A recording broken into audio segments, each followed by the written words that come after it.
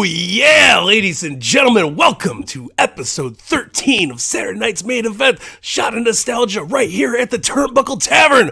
I'm good old Mike Belcaster as always, and joining me, the host with the most.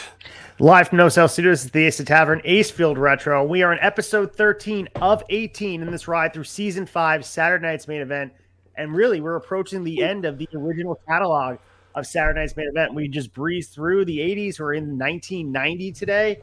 A lot of great stuff here, and this is emerging to be one of my favorite seasons yet, and all the feedback we're getting from everybody. I just want to say we appreciate it. We hear you guys. Thank you so much for interacting, and shout out to Dom the Bomb Smith, who was interacting with the show on X or Twitter, whatever you guys want to call it, but giving us some clarification about the genius and showing his love for Lenny Poffo, and we appreciate it, man. We love the interactive nature that this show has become.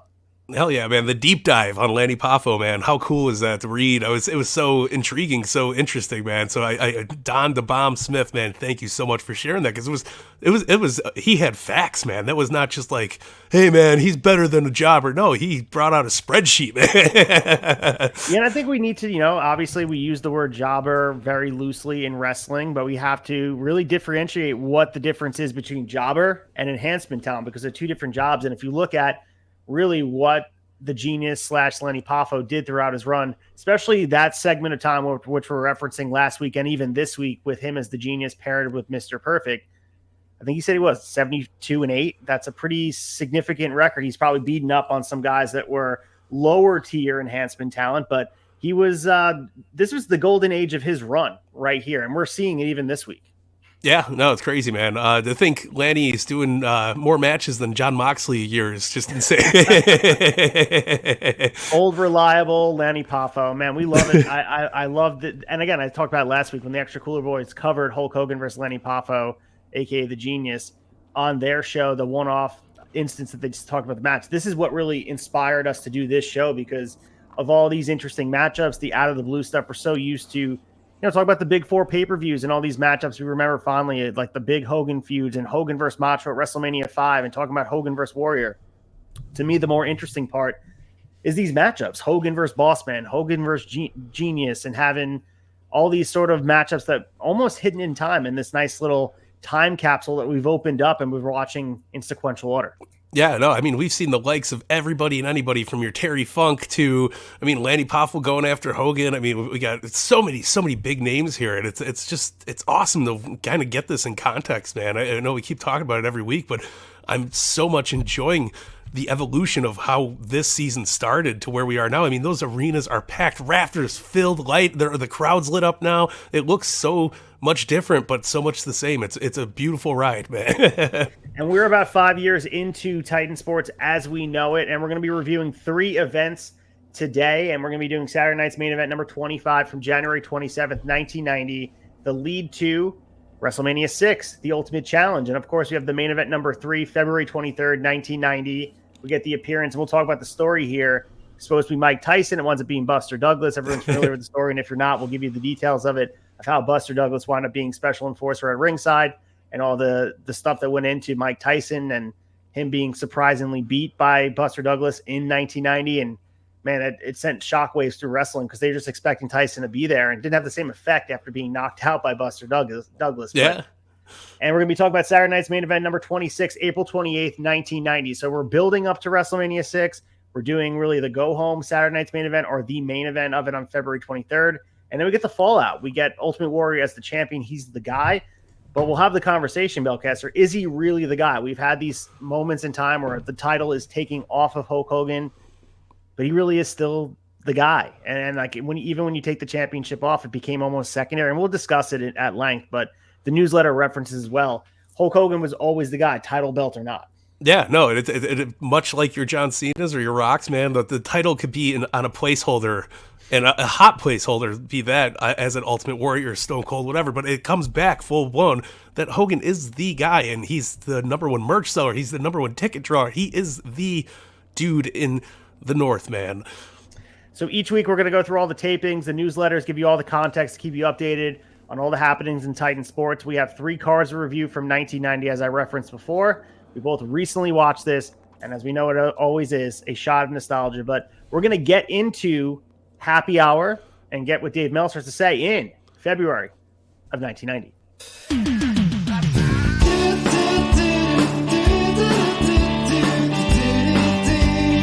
Happy Hour. Just Vince holding that bar up against us. You're wearing polka dots, damn it. No, brother, daddy, I can't do the polka dots. Such a shame. We are less than a week away from Thanksgiving, and Happy Hour always reminds me of the day before Thanksgiving, one of the biggest party days of the year, seeing friends and family that are in town, getting ready to see their, whatever dinner plans they have, usually the Wednesday night. But Belcast, you looking forward to anything fun this Thanksgiving as we approach? Because next time we come to you guys, it will be Black Friday. So this is our go home to Turkey. I love it, man. Yeah, absolutely. If obviously, having kids and all that stuff, it becomes a very family-orientated tradition. Not that it never is, but it's more, in-house. So we try to keep it nice and simple, get some food on the table, be thankful for each other, and just love one another, man. What's the go-to Belcaster favorite Thanksgiving Day food? Is it an underrated food? I sent you the Instagram reel of the leftover turkey and Thanksgiving sushi rolls. I'm not sure with the turkey skin, and they put all the mashed potatoes. If you haven't seen it, I'll share it to my story so you guys can check it out. But favorite Thanksgiving Day food, gun to head, what are you thinking? Oh, it's so hard to pick. My mom makes a mean ass homemade mac and cheese, but I'm a bigger fan of the leftovers. Like, the Thanksgiving meal's the best, but that week after, when you're just like, oh, fuck, we have to eat the turkey and the sweet potatoes and the stuff, like, just throw it all on a plate, make it a big mashed bowl of Thanksgiving, man. And you still get that happy feeling, but you still get clocked out from the the lack of serotonin. It's great. Well, the one thing that I have to say about that, I love stuffing. It's my favorite. I love mashed potatoes and obviously the turkey. And people rip on turkey for being dry, whatever. But if it's cooked appropriately, I think turkey can be very well done. Yeah. The other thing is, like, this is the one time of year you eat cranberry sauce. Like, are you a cranberry sauce guy? I am. I don't like fancy cranberry sauce. I need the shit that comes in the elephant turd gelatin, shape like, out of it's got to be out of the can, ready to go, man. And I wasn't a big cranberry guy up until recently. Like, the taste buds changed, and I feel a bit more whimsical eating the cranberries, right? So, like, you got to get into the whole vibe of it all. Oh yeah, it's one of those festive foods that you just kind of have to have on your plate. I mean, same thing, all the different colors. You got the color of the sweet potatoes, the orange. You got a little darker red with the cranberry, and of course that light brown or dark brown if you're into the gravy, whatever your gravy preference is. Well, I'm a light We're not brown judging. gravy guy. Yeah. Let's get to the happy hour in the newsletter here. So on February 5th, 1990, the newsletter dropped here. We're going to go through two newsletters. And of course, we got the big announcement that Mike Tyson, as we referenced, doesn't happen. But this was announced that he'll be the referee on the WWF NBC TV special on February 23rd. But a bigger news report took hold of the wrestling world, Belcaster, and it was on the other side of the world. So there was an announcement here that on Saturday night at the All Japan card in Tokyo's Korakuen Hall, Vince McMahon and Giant Baba shook hands in the middle of the ring, and they made an announcement that the April 13th card at the Tokyo Dome would be a combination show. So he continued, the combination of the two traditional style wrestling promotions combined with the first appearance in Japan in several years of the top WWF talent and Japanese debuts of both Ultimate Warrior and Randy Savage will almost certainly draw a $3 million gate. Woo. So they didn't know this at the time writing this. They didn't know the name of the event, but we do know, we have the benefit of history to know it was the WWF, the All Japan Pro Wrestling, New Japan Pro Wrestling Wrestling Summit.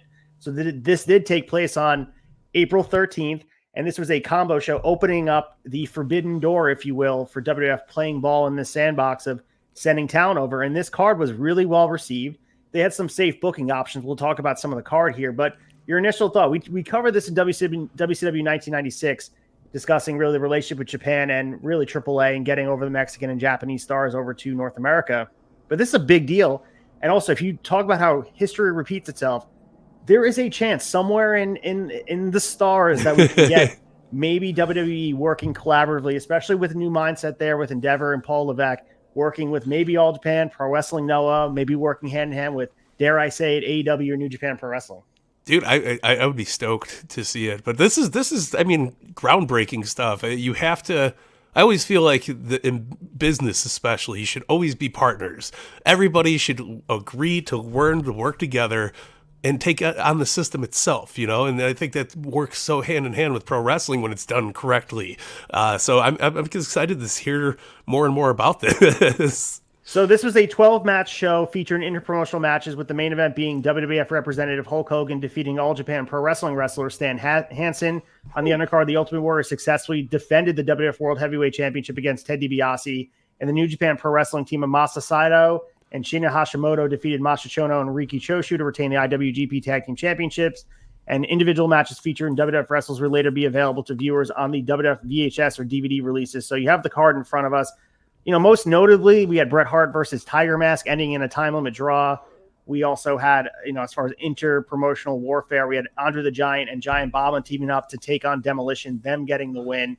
We had Genichiro Tenryu defeating Randy Savage in the singles match. And, of course, that's something that wouldn't have happened and maybe didn't air live on TV. But this was a big deal, especially with, and we'll talk about it in the newsletter, with the twists and turns to get there. This was unheard of, especially with that it would take time. I mean, I think the last time that even All Japan and New Japan Pro Wrestling worked together hadn't happened since 1979. So just the fact that you had WWF influenced here, this is a really big deal, really big wrestling story that was dropping. Probably like a lot of people didn't even know this happened outside of just, those close with the newsletter. Yeah, no, this is crazy, man. I'm very curious to see if there's some footage of this up on YouTube or anything like that, because I'd definitely be down to check out this event because it sounds very, very intriguing. So this reportedly drew 53,742 spectators. And obviously, New Japan Pro Wrestling and WWF, as we discussed before, prior to Vince McMahon Jr. taking over, had previously worked together in the 70s and the 80s. So there is an inroad for them to work together. But the fact that it took so long is, obviously the issues we see with interpromotional stuff. We had the issues we discussed with WCW, even with AEW nowadays. It's hard to really book these cards to, first of all, make them interesting and also serve both promotions to keep everybody looking strong, because there's a lot of egos in the room and there's a lot of masters to feed here. I think they did a good job here. Obviously, they had to come up, and maybe it comes down to just like literally flipping a coin to figure out who wins. But who really wins is wrestling fans. 100%. Yeah, no, it's the best, man. And when is wrestling ever at its best when everybody involved is on that same level of high? You know what I mean? It's the best shit ever. So the April 30th, 1990 show was the only time the WWF, New Japan Pro Wrestling, and All Japan Pro Wrestling collaborated on one show, with neither All Japan nor New Japan working directly with WWF after this.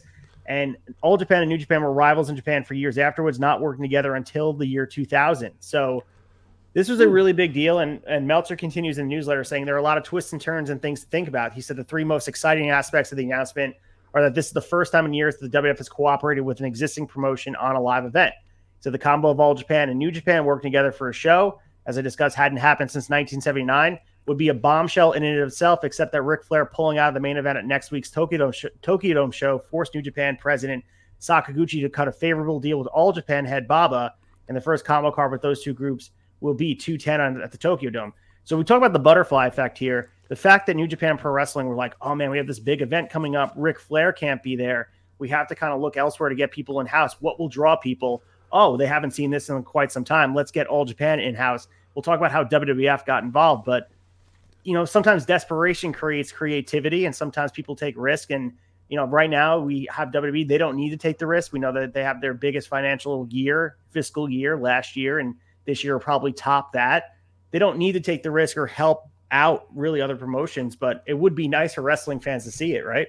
Yeah, 100%. Just for fandom's sake alone, how many dream matches can you get out of WWE working with any company out there right now? Even if it was like Impact, you could pull your fair share of a pay-per-view and draw, a great card out of it and make that a bigger than life deal. I think it would be great to see more of. Meltzer continues the idea that these three promotions, who are three of the four most powerful in the world, he said the other being UWF, would work together, shows just how strong the impact of the UWF is in Japan.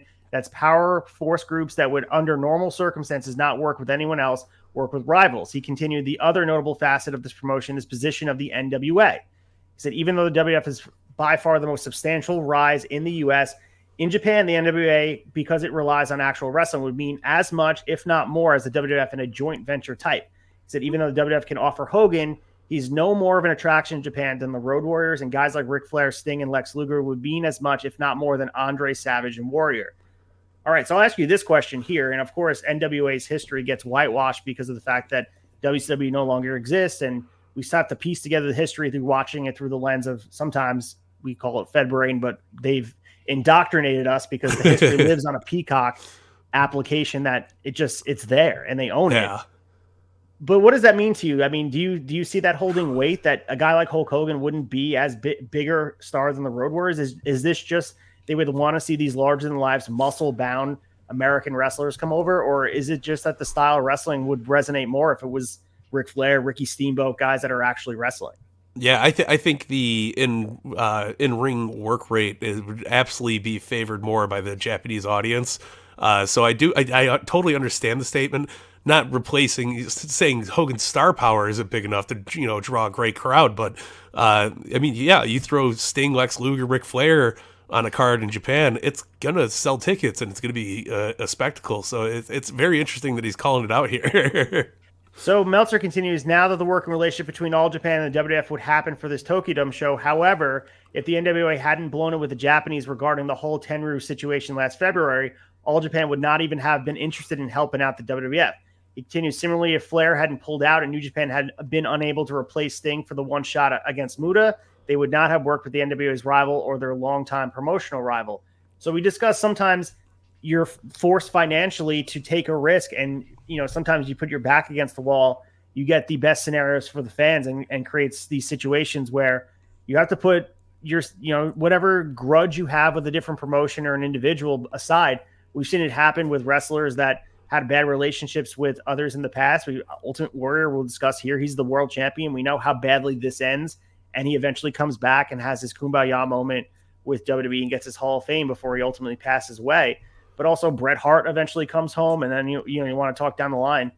There's rumors of CM Punk coming back to WWE. So time has passed, and sometimes if people are driven by the financial gain that's eventually out there, you let bygones be bygones. And I think all these promotions realize, hey, we need to figure out a way to get people in the door. And what's better than 53,000 people at the Tokyo Dome screaming, yelling for this interpromotional show? Yeah, no, 100% right, man. So we'll definitely discuss more of that going down the line. But like I said, this is a one-off chance in the stars that had happened here. But we also have Mike Tyson. Mike Tyson's in the newsletter, and there's nothing more on Mike Tyson since the last newsletter. Tyson did send a telegram to the press conference last Thursday in Detroit saying, quote, "I am not afraid of Hulk Hogan. I am not afraid of Macho King. There aren't two men on the planet that I can't handle. I look forward to the challenge of being the special referee. Signed, Iron Mike Tyson." We will discuss prior to the main event. He never makes it to be the special referee. He will eventually be involved with the WWF. We know, we covered it here on Shot Nostalgia. Famously involved with the Austin and Shawn Michaels build to WrestleMania 14. He's been involved in other aspects. Obviously, Chris Jericho down the line. We saw him involved with AEW. Yawning with the TNT Championship in the corner. He's been involved in pro wrestling before. This would have been his first entry level into it. And we'll discuss why Buster Douglas becomes that guy. But he was the baddest man on the planet. And, boxing's unpredictable. Boxing is unscripted, allegedly. And him losing was pretty crazy, especially at that time where, we'll talk about Bruce Pritchard and some of the WWF brass at the time. They weren't even watching the fight because they just expected this to be a one-off fight where Tyson would roll and then he'd show up to WWF tapings the next week and all be okay with it. Man, that's crazy. So we also have no figures have been released regarding how much Titan pays Tyson for the referee stint. However, one source who knows said it was more than most of the boys would make in a year, which everyone would believe would be six figures. So there's got to be some rubbing you the wrong way, right? I mean, if you're a guy who's working all these dates a year, we mentioned how many shows they work in a month. It's upwards of triple or quadruple what the stars today are wrestling. To see a guy come in for a one shot, just be a special referee. And we saw Buster Douglas. If Mike Tyson was going to do the same thing at ringside and really just come in to count three and stand at ringside looking imposing, to get $1 million for that is that's pretty substantial. And is the draw that big to justify $1 million? Unless NBC is fitting half the bill, right? No, 100%. Especially what do you gain with bringing in Tyson, especially so close to after you announced that it's not real sport, it's sports entertainment. So having him come there, it's not legitimizing, the WWF and all of its glory. It's just kind of like, hey, we're gonna slap this celebrity here, make him do his thing. It's not. There's the only benefit out of it is viewership, right? And of course it matters, but at the same time, wouldn't you want something more impactful? So we have more speculation about WrestleMania, and of course, with the build to WrestleMania 6 here, and we all know it winds up being the Ultimate Challenge. Hulk Hogan defending his championship against the then IC champion Ultimate Warrior. But Meltzer says, how about this for a possibility? Hogan and Tyson teaming up versus Randy Savage and Ultimate Warrior. He said this way, neither Hogan nor Tyson is put in a position where they must do the job. It won't do the business of Hogan versus Tyson itself, but it also enables Tyson's marquee value to be translated into the show. Meltzer does correct himself and say, still, I'm sure it'll be Hogan versus Warrior with neither guy turning heel, which is what we eventually got. But can you imagine WrestleMania 6, Sky Dome in Toronto, Hulk Hogan versus Mike Tyson? We talked about Austin versus Tyson at WrestleMania 14, or Hogan teaming up similar to WrestleMania 1. I understand Mr. T wasn't a boxer. He played one on TV, but the celebrity of controlling really, his spots in the ring. We saw Dennis Rodman, Karl Malone down the line, non-wrestlers competing, Lawrence Taylor. Mike Tyson could have figured it out. I wonder what it would have looked like with, the star power, Hogan, Savage, and Warrior and Tyson. Would people have rathered that than Ultimate Warrior versus Hulk Hogan? I'm not sure. Yeah, it's a very good question to ask. I think if this was to be the case, I think Tyson in 1990 would be a much better fit for pro wrestling than Tyson in 1998, especially because he was a monster in 1998. Not that he wasn't here, but I think he would have been more flexible on learning what to do and taking a dive if he had to. You know what I mean? So, it's crazy how it worked out. And it has to be wondering, obviously, again, butterfly effect of situations creating themselves. If Tyson was not to lose to Buster Douglas and get knocked out prior to the Saturday night's main event appearance, was it written in the stars that he would be involved in WrestleMania in some capacity? Yeah. I mean, not that anyone has the answer, because I think everyone will say the plan was the plan and whatever happened is what was supposed to happen. I don't know if I truly believe that, because Mike Tyson clearly was figured into the plans and they had to write him out, and Buster Douglas wasn't the celebrity that Mike Tyson was, and he's not going to have the same marquee star power that he would. Of course, you bring him in for the main event number 3, and it is what it is. But Mike Tyson at WrestleMania in Toronto had to be appealing to them, especially if the numbers are right and you get both agents in the room and you can make it work. I can't say if Tyson was motivated to do it, how do you turn it down? Yeah, 100%. And then think of the butterfly effect from that. Maybe Tyson really, really, becomes akin to being a pro wrestler and stops boxing and goes that route. God knows what would happen. I love WrestleMania 6. I love the Ultimate Challenge. It is I literally have an Ultimate Warrior tattoo on my arm with him wearing the orange tights from WrestleMania 6. It's just ingrained. The Coliseum video, renting it over and over again until it was worn down from Mr. Video on days that I would be homesick from school. Like that, it's one of my favorite pay-per-views of all time, remembered fondly.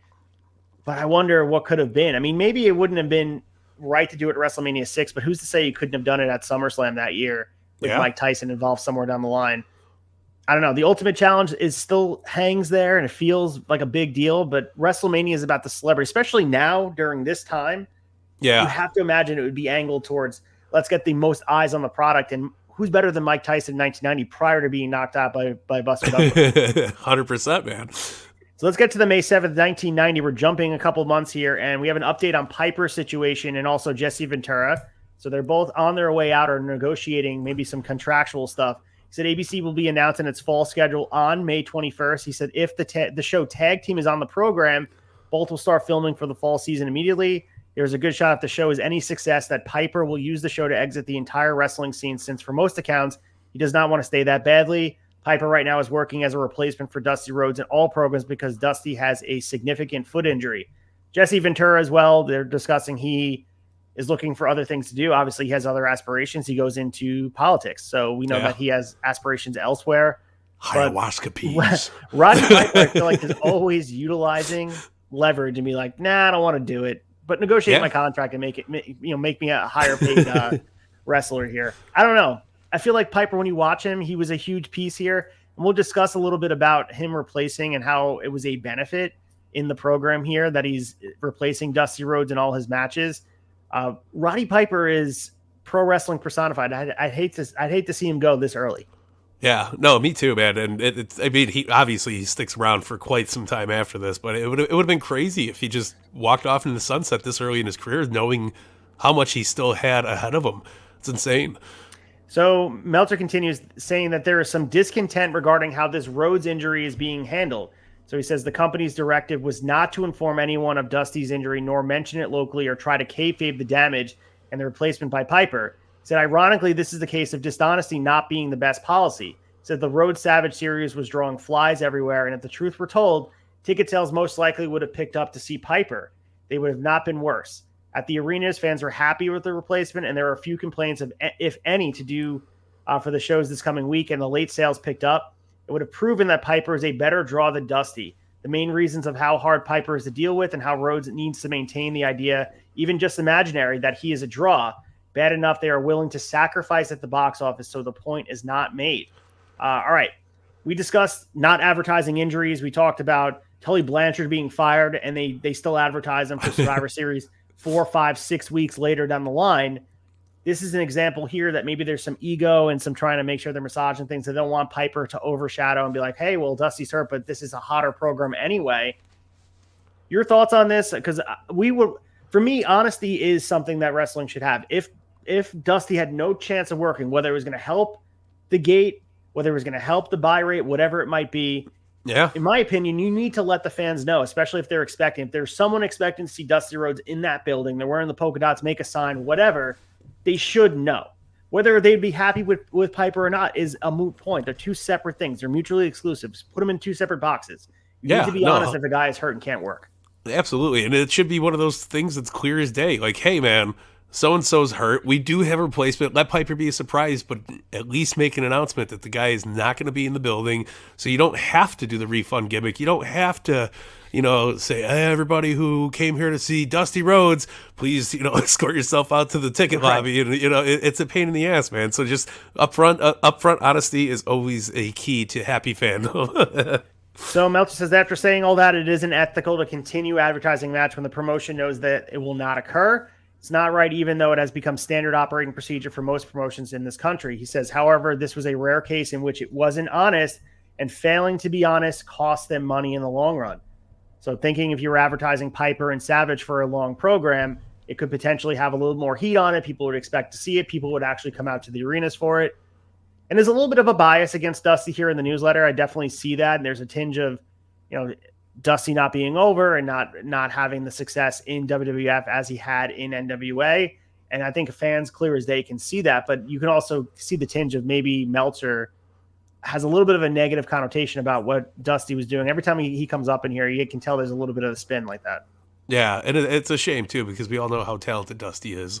It hits the soul a little bit to see him getting talked down, too, Daddy. Yeah, I mean, the Rhodes and Savage thing, I feel like, again, I wasn't there in person, and we can't speak to how hot it was in the arena, but seeing it felt like a major program, and Macho doing this Macho King stuff with Sensational Sherry, it definitely feels like a main event program, even though the championship's not involved. Dusty Rhodes feels like he is a main eventer, and when you look back and people talk about the polka dots and talk about how it was condescending to give the gimmick to him and it was like tongue in cheek, or it was someone trying to mock Dusty, creative or whatever, I don't really get that when I'm watching Dusty here. And I think it kind of fills, Dusty's charisma. They tap into a charisma that maybe, again, it was the time. It was the larger than life characters, the dancing and all the stuff that he was doing here fits Dusty. And I think he owned it. And watching Dusty during this time, maybe internally people close to him will tell you how unhappy he was with how he was presented, but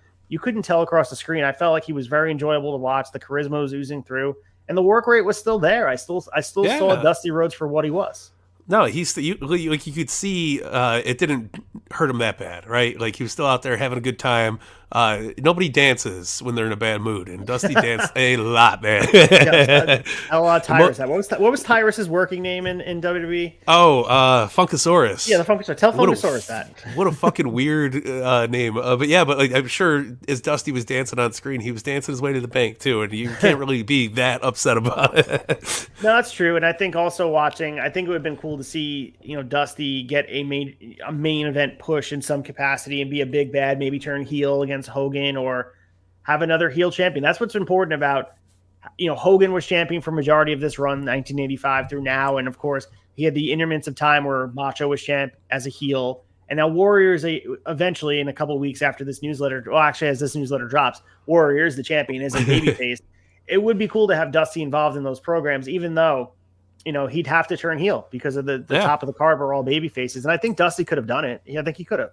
I think it would have been refreshing for Dusty to turn heel, especially being the working man for so many years. I think it would have been a good look on him, and it probably could have, sold very, very well. I would have loved to see a very heel Dusty in this time frame. What a heel turn would be if he just drops the atomic elbow on Sweet Sapphire. Oh my goodness! Just turn around while they're sitting there doing bam, bam. Oh, Sweet Sapphire! I love it. We also talked about the April 28th newsletter, and Meltzer says it's evident that the WWF was focused on Hulk Hogan. He says this surprised me because Hogan has only had 1 or 2 more bookings after Monday's show at MSG before an indefinite vacation. He said yet they played Hogan Earthquake as a top angle rather than Warrior Rude, which he says has to carry the promotion all summer and needs more help than the angle with Hogan. He said Warrior was relegated to late in the show and given a weaker opponent to wrestle him and carry him. So he wound up wrestling Haku at that show. We discussed this as well. He's given the championship, and we've seen this in different intervals of time on WWE programming where a guy has the championship, but they're not putting all creative energy into it. And there might be a guy on the show, we're talking about Hogan here, but it could be John Cena. It could be a Randy Orton without the championship. Guys that are WWE champion, I'm thinking of a time, obviously world heavyweight champion, but like a Dolph Ziggler who's champion. It feels like undercard. Guy like Jack Swagger, he's the world champion, but is he really? For WWE championships, I think sometimes it's about the way it's presented, and we've seen shows in the middle of the card or open shows with a world championship. And is it really a world championship if it doesn't feel like the biggest program on the show? And there's arguments here, for Warrior and Rick Rude. Great. I mean, to me, that was the best program of Warrior's whole career. Yeah. His whole WWF stint was with Rick Rude. But in a lot of ways, I'm sure if you're watching, it feels like, even though the title's not involved, Hogan and Earthquake is the main event thing you should be checking out. And yeah, there's a world title match, but don't worry about it. Hogan Earthquake is the main attraction. And that's what the program, and especially Saturday Night's Main Event, is the main vehicle. That's what it made it sound like. Yeah, no, 100%, man.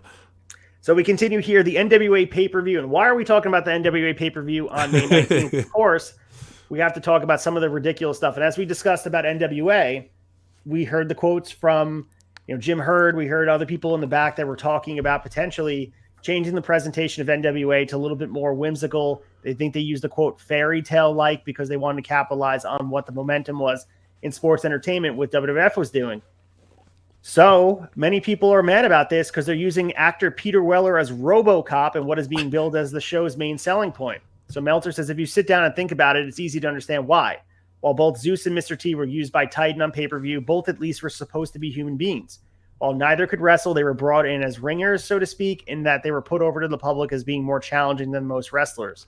He said, and he also continued, remember, Mr. T had an image as a tough guy to the general public, more significant than any pro wrestlers during the time. Even if those who watched his practice during the boxing matches with Piper claimed he wouldn't have lasted 30 seconds with the gloves on if Piper had been a shoot. So, of course, Titan didn't try to get Mr. T over as a great boxer when the only boxing he ever did was as an actor in a movie. He continues, so maybe that was even worse. At least Peter Weller will stand at ringside, and he won't be involved in the worst match of the decade. He says NWA is asking fans to suspend so much belief to accept the proposed notion that RoboCop, a fictitious movie character from the future, is touching down back in time to help Sting keep the Horseman from ending his career. All right, so Meltzer will continue this preview here on what he thinks about RoboCop.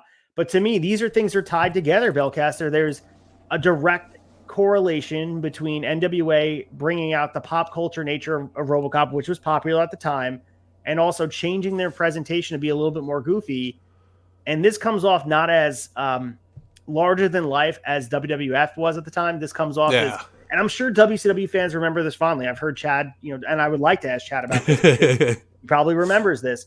I wonder what this was like, especially for the traditional NWA fans that were used to just pro wrestling bell to bell 60-minute contest for the world championship.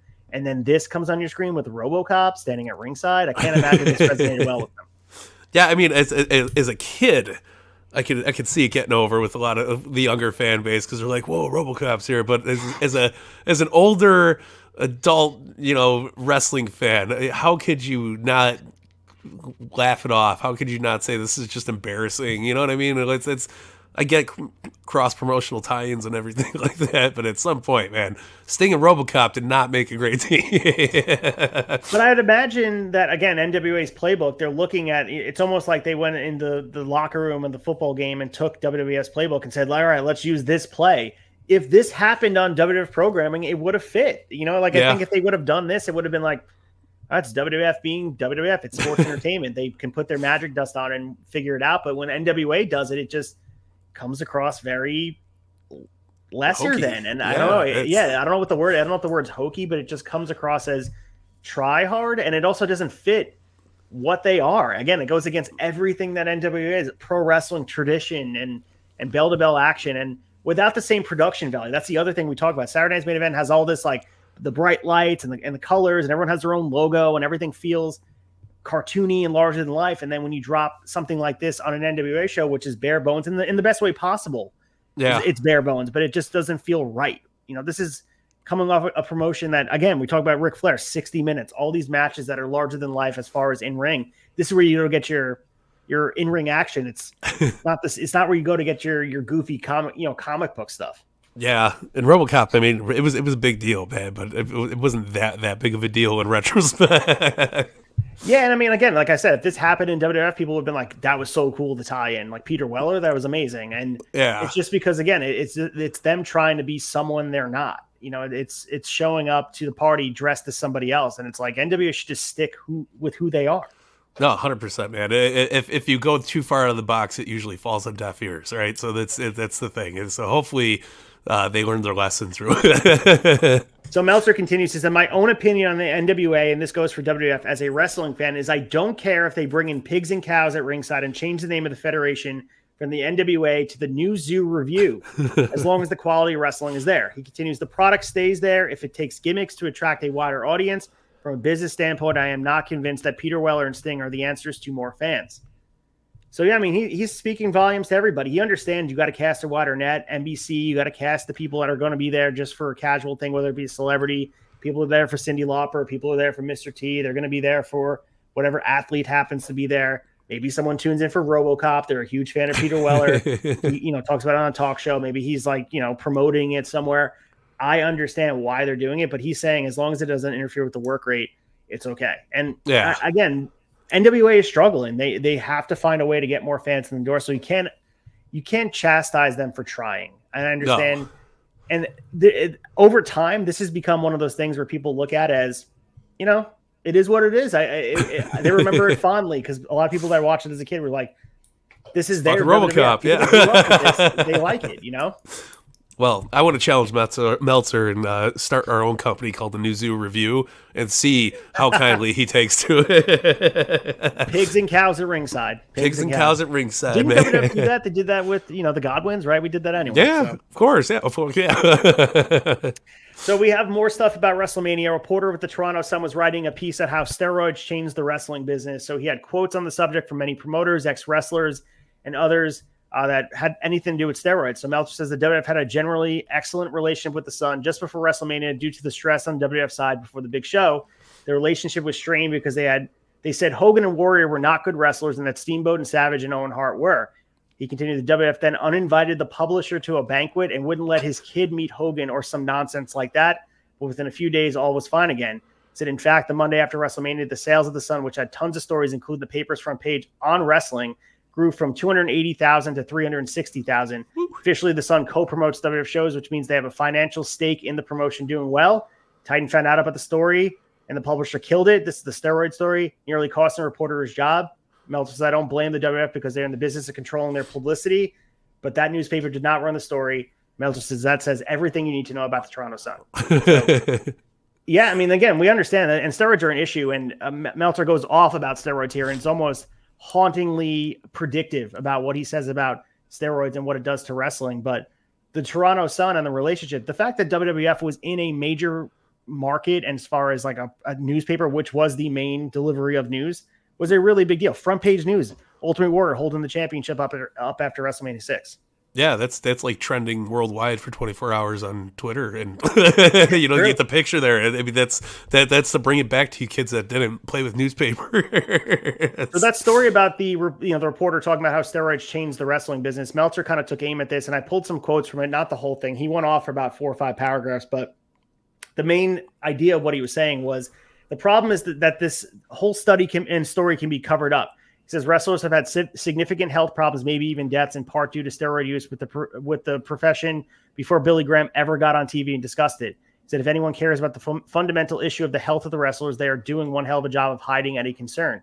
He said the story goes away and the problem goes away when you kill the story, but the problem is the education of the public that these steroid monsters are natural athletes perpetuated by one of the most unathletic men in professional wrestling in ill condition, holding the most crucial championship belt, obviously referencing Ultimate Warrior.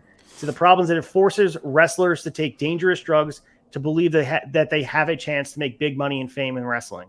So he also says the problem is someone is going to die. Nobody except for the family and friends will care if it's a preliminary wrestler. Wrestlers are just fantasy characters to most fans. They're just commodities to promoters. They quickly replaced except the chosen few like Hogan and Flair. It won't be a PR problem, but somebody will be dead. Suppose a giant star dies at a young age from steroids, which is a possibility, not a great one, but enough of one that is worth discussing. In that case, it causes an investigation of a business that perhaps can't survive scrutiny in its current form. At that point, if the public finds out how rampant the use is, with the death as evidence of what long-term is for some of these guys, they dig up Superstar Graham's quotes and we'll have a media circus. The wrestling fans will forgive and still attend. The general public will fade away. Some TV and sponsors will start giving their time and money elsewhere. This is hauntingly predictive, as I said before.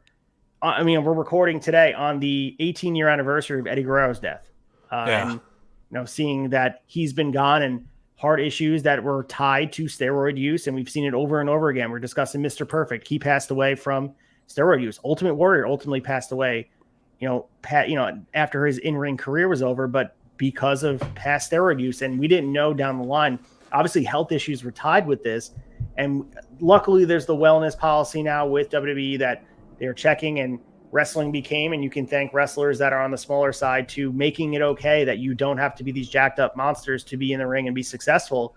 Yeah. But this is a rampant issue here throughout here, and it's not going to get better for a few years, at least until really the steroid trial that's going to take hold and almost put Vince McMahon in jail. Like, that's what it's going to take. No, and it's crazy, the coincidence that it falls on, Eddie Guerrero's anniversary of his passing, man. That last paragraph was insane to think that it was in 1990 that was written, because we did lose a lot of very, very talented young wrestlers, people at the time, and it's just so sad that the writing was on the wall this far back, and how much possibly could have changed if they took it a little bit more serious a little bit earlier, man. It's absolutely just mind-boggling. Yeah, I mean, the thing too that he talked about here, and I think a lot of stuff that comes into down the line, is the issues of the health of the wrestlers, and understanding that not even just steroid use, but figuring out ways to keep these guys healthy. And it starts with working less dates. And that's why I like appreciating where wrestling is at this point, having talent first mentality of keeping these guys safe, and they don't have to work and grind. And, hopefully down the line, every wrestler that is in those companies will have some level of healthcare and have a long, healthy life. And we see we talked about Jon Moxley brought up, and the idea Alex Shelley talked about it as well, having these spotters for concussions. And that's just one issue of a very physical profession. But those things are movements in the right direction for health first, to make sure that these guys are able to live happy lives, functional lives after their time in the ring. And that wasn't the case with wrestlers now during these days. They were used, in and out of the ring. It didn't really matter to the company. They wanted to make sure they got maximal use out of them. And then you see most of the guys from these times are they're either no longer on this earth, or they're worse for wear. And they've aged well past what they should look like because of the damage to their bodies. Yeah, no, I mean, it's crazy to think so many people. I mean, just watching these cards that we're watching this season, I mean, a lot of the talent is no longer here with us, and it could have been done better, but it is going in the positive direction when a guy like Jon Moxley will take the loss, lose the title because he's concussed, because he's making the clear call. That's a very, very great step, and it takes a lot of balls to do that, especially when you're one of the main guys for the company. Imagine Hogan dropping the title to somebody because, oh man, brother, my brain's not working right. I don't know what's going on. Like that would have been huge back then. So I condemn the the way things were, and I'm very looking forward to seeing more change come to pro wrestling like that, because it's a very important, man. So we know this eventually comes to a head not too long from here. 1991, Dr. George Sahorian III, a Pennsylvania doctor who had worked as a ringside doctor, the WWF, had been convicted of illegally supplying anabolic steroids. So at the time of his trial, it was revealed that he had supplied steroids to the WWF and their wrestlers, specifically to Vince McMahon's office at Titan Towers. This eventually goes to Vince McMahon being indicted in 1993, charged McMahon with conspiring to distribute steroids, possession of illegal steroids with intent to distribute, and embezzlement for allegedly using money from Titan Sports who purchased the steroids. So people don't realize how big of a deal that this is a huge, undertaking to overcome perception-wise, and for him to overcome this. And people don't realize, like, this could have killed professional wrestling at large the way we know it today. Yeah, it's insane. So the trial, I mean, you guys can cover the trial and see Vince McMahon eventually kind of comes out unscathed. That's what he earns the nickname Teflon Don. But that changes the way things are done, especially where they had the scare here that they have to change the way wrestling is done. And you see the bodies become a little bit smaller over time, a little bit more natural, and smaller wrestlers get pushed. And maybe that's a coincidence. Maybe it's not. But guys like Bret Hart, Shawn Michaels down the line are guys that are the company's being built around. And it takes time for that to become the norm. And, on the WCW side, that still it takes a little bit more time. Obviously, the cruiserweights get a lot of shine, but the top of their card are still very, very muscular guys. Yeah. We see ebbs and flows of that in wrestling. Obviously, different eras of wrestling have different flavors of who's at the top of the card. At the end of the day, the biggest stars are they going to be the biggest stars that are, whether their body type looks that way or not. I think during this time, it became the norm where if you wanted to be a professional wrestler in the WWF, I'm sure it was encouraged that you'd be taking steroids. And I'm just glad like you said, I'm glad we're past that point. Yeah, 100%, man. We need more natural athletes like Brock Lesnar's. Can you imagine what he would look like if he was taking the steroids that they did in 1990? He'd look like the Incredible Hulk. He's like, you're talking 48-inch pythons, brother. All we know is the more research we do, we understand how bad it is for you, and just building a awareness is important for these athletes. And at the end of the day, they're more than just professional wrestlers. Like, I think that was lost on people here. They were living in the moment, and that's why we lost. I mean, a lot of this roster, you see some of these backstage segments are just, it isn't even just the steroid issue too. It's the illicit drug use or just painkillers that they're addicted to because their bodies are in so much pain because there's not enough health care and the company wasn't paying for them to receive health care for any reason. And once they were done with the company, there was no contingency plan. It was just, all right, I'm going to work some independence and try to figure it out. I'm just glad we're moving towards a direction where you see guys that need a little bit more help, even past the time that they're done with WWE. They're being put in sort of, treatment centers. And we see that. I mean, Scott Hall was put in treatment center, Jake the Snake Roberts as well. And more awareness on keeping these guys around and keeping the knowledge out there and letting the younger generation have the ability to learn from the older generation. Cause so many minds disappeared so quickly off this, the 40s and 50s. And even before that, some of these guys, most of this roster, a lot of them are gone, which is so sad. It's crazy. And even to think Macho Man's case, man, like he had a heart attack driving. Maybe he wouldn't have had the heart attack, albeit, not doing the steroids and not, drug use or whatever the case may be. And he could still be here, right? With us today, cutting promos and, in the Thunderdome, for God's sake. AEW would have got him as an ambassador. He'd be on AEW television. It would have been amazing. In a different world, we're going to be out there. Close your eyes and dream it up. But let's get our fix, and let's talk about Saturday night's main event number 25, January 27, 1990, from Chattanooga, Tennessee, the UTC Arena. Let's get our fix. Get your fix.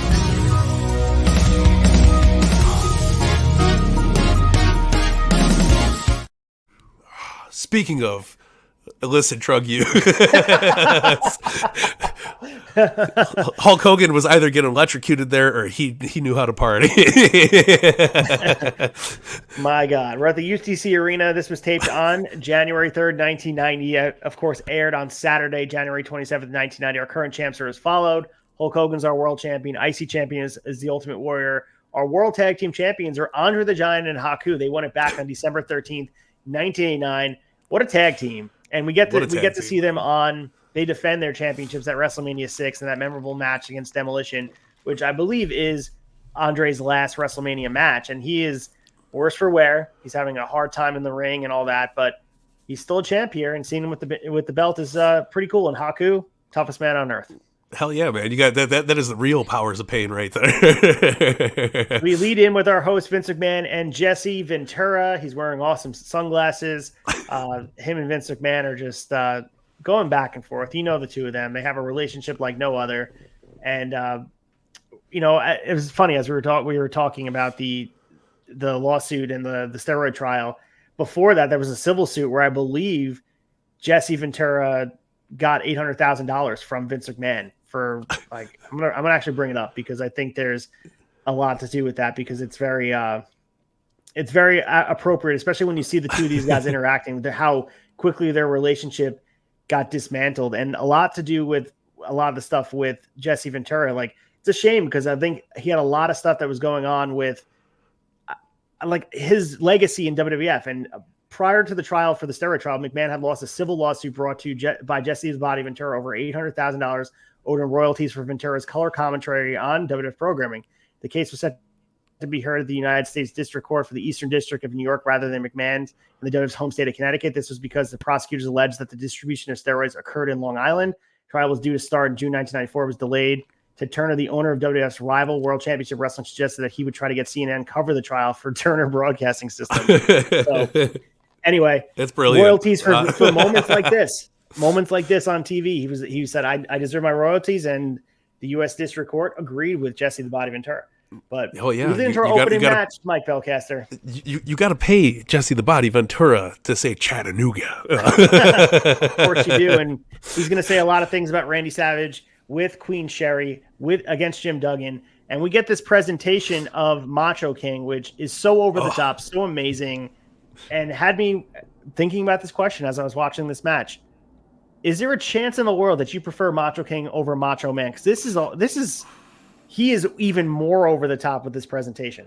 Yeah, obviously it's before the Slim Jims and all the madness seeping in, but I do have to say the outfits, the mentality, the way he talks, Macho King might have surpassed plain old Randy Savage Macho Man. I love it here, and it's the perfect segue into keeping him in our psyche. And the crown that he has on his head is on the line here. We're wrapping up this feud with Jim Duggan, and Savage is carried out on the throne by four faceless enhancement talent. Make sure we call him enhancement talent. He doesn't know jobbers. And as he gets in the ring, he's still sitting there. He's talking shit to Jim Duggan, pointing at him, and Jim Duggan gets out of the ring, slides out, and tosses over Randy Savage on that throne. So great start to the match. Yeah, beautiful visual too. So great, man. Hacksaw getting his love in there, but Macho Man, I'm loving this heel version. I haven't seen a lot of it either, so getting to see it with fresh eyes is so awesome, man. And he's killing it here. This is a great match, good back and forth. This is the best Jim Duggan match I think we've seen on Saturday Night's Main Event so far, and not a damn bad Macho Man Randy Savage match. Yeah. These guys have great chemistry in the ring, and both characters are well defined, which I did enjoy. And then of course Queen Sherry at ringside adds a lot of elements to this, and she plays a part here. We expected to see the loaded purse that they referenced on commentary, also the interview, but we get to see even worse. I mean, Savage, this is Duggan trying to suplex Savage back in the ring. Sherry trips up Duggan. Savage falls on top and then puts his feet on the ropes to gain the 1-2-3. So we see it. The interesting part, and I think this finish was really creative, because she holds his leg down. Savage hooks the other leg, so Jim Duggan has no opportunity to kick out. The only thing I would say, if you're going to use this finish going forward, I think Jim Duggan should have struggled with his upper body to make it look like I could have kicked out. Great heel finish. I love it. Yeah. Savage is getting upset momentum for the main event number 3, which is against Hogan for the championship. It will be his last big title match in the WWF, which is hard to believe because he's ending. I mean, he only has 4 years left, and some of that it will be ended at the middle of the card, and then eventually commentary in 1993, which is insane. It's absolutely, especially after all the work he goes and does in WCW afterwards. Absolutely bananas to take him off the working card so fast. But man, I really enjoyed this though. I want to see Prince Nana do that same spot where he grabs the leg, you know, and Swerve's got the other leg. It was absolutely great, man. I'd love to see it brought back. A lot of the stuff we're seeing here would be so damn well done nowadays, refreshed. I think it's great.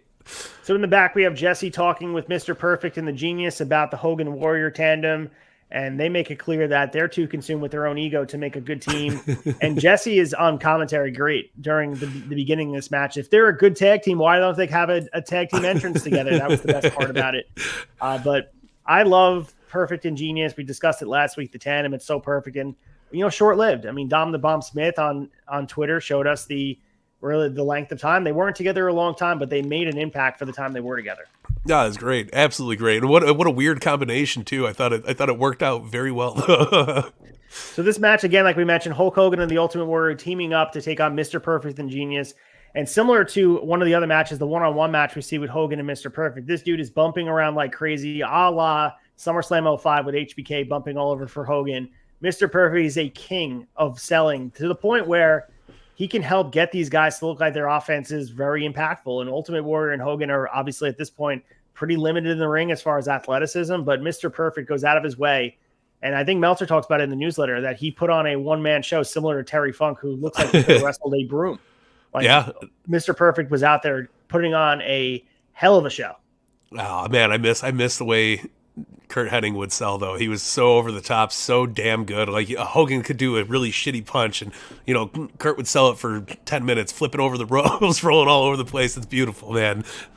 So we see some shenanigans. Obviously, the team of Hogan and Warrior pretty much have no hiccups here, and Genius is prancing around ringside. He's trying to make Warrior mad, and obviously Mr. Perfect delivers some stomps on Hogan. He's trying to finish him up with the perfect plex. He hits it for a really good near fall, and Perfect stopped the count and tags in Genius.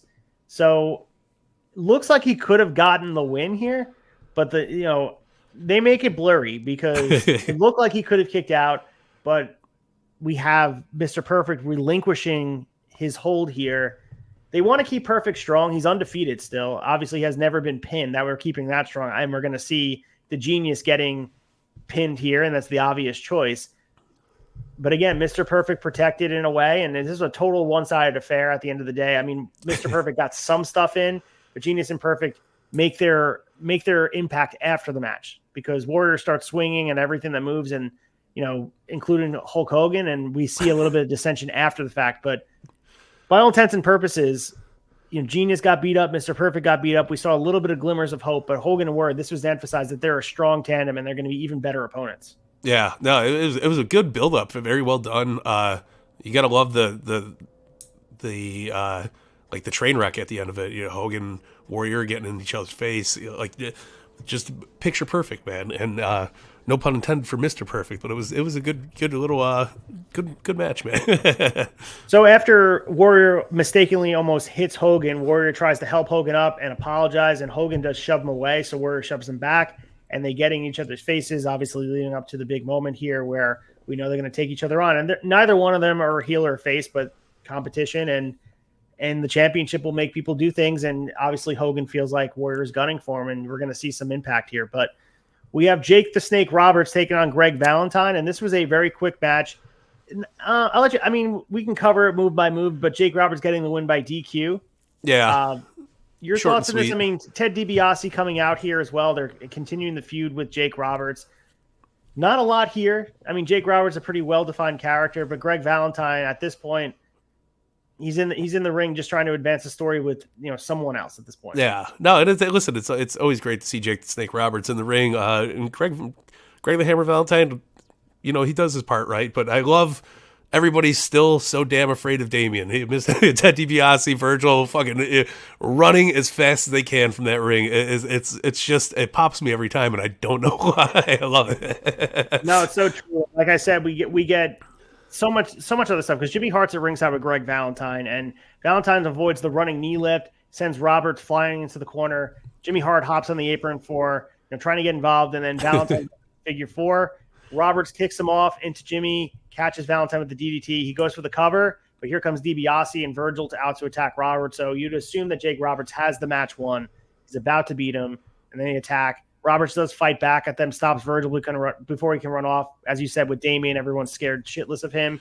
Roberts in to send DiBiase. They go running for their lives. And this is just to advance the Jake Roberts and Ted DiBiase, which, this is a nice mid-card, maybe upper mid-card program between two guys that could have been world champion. Yeah, it's like I said, obviously Jake the Snake has so much presence there. His package put up against DiBiase and Virgil, it works so well because those guys are two dastardly bastards.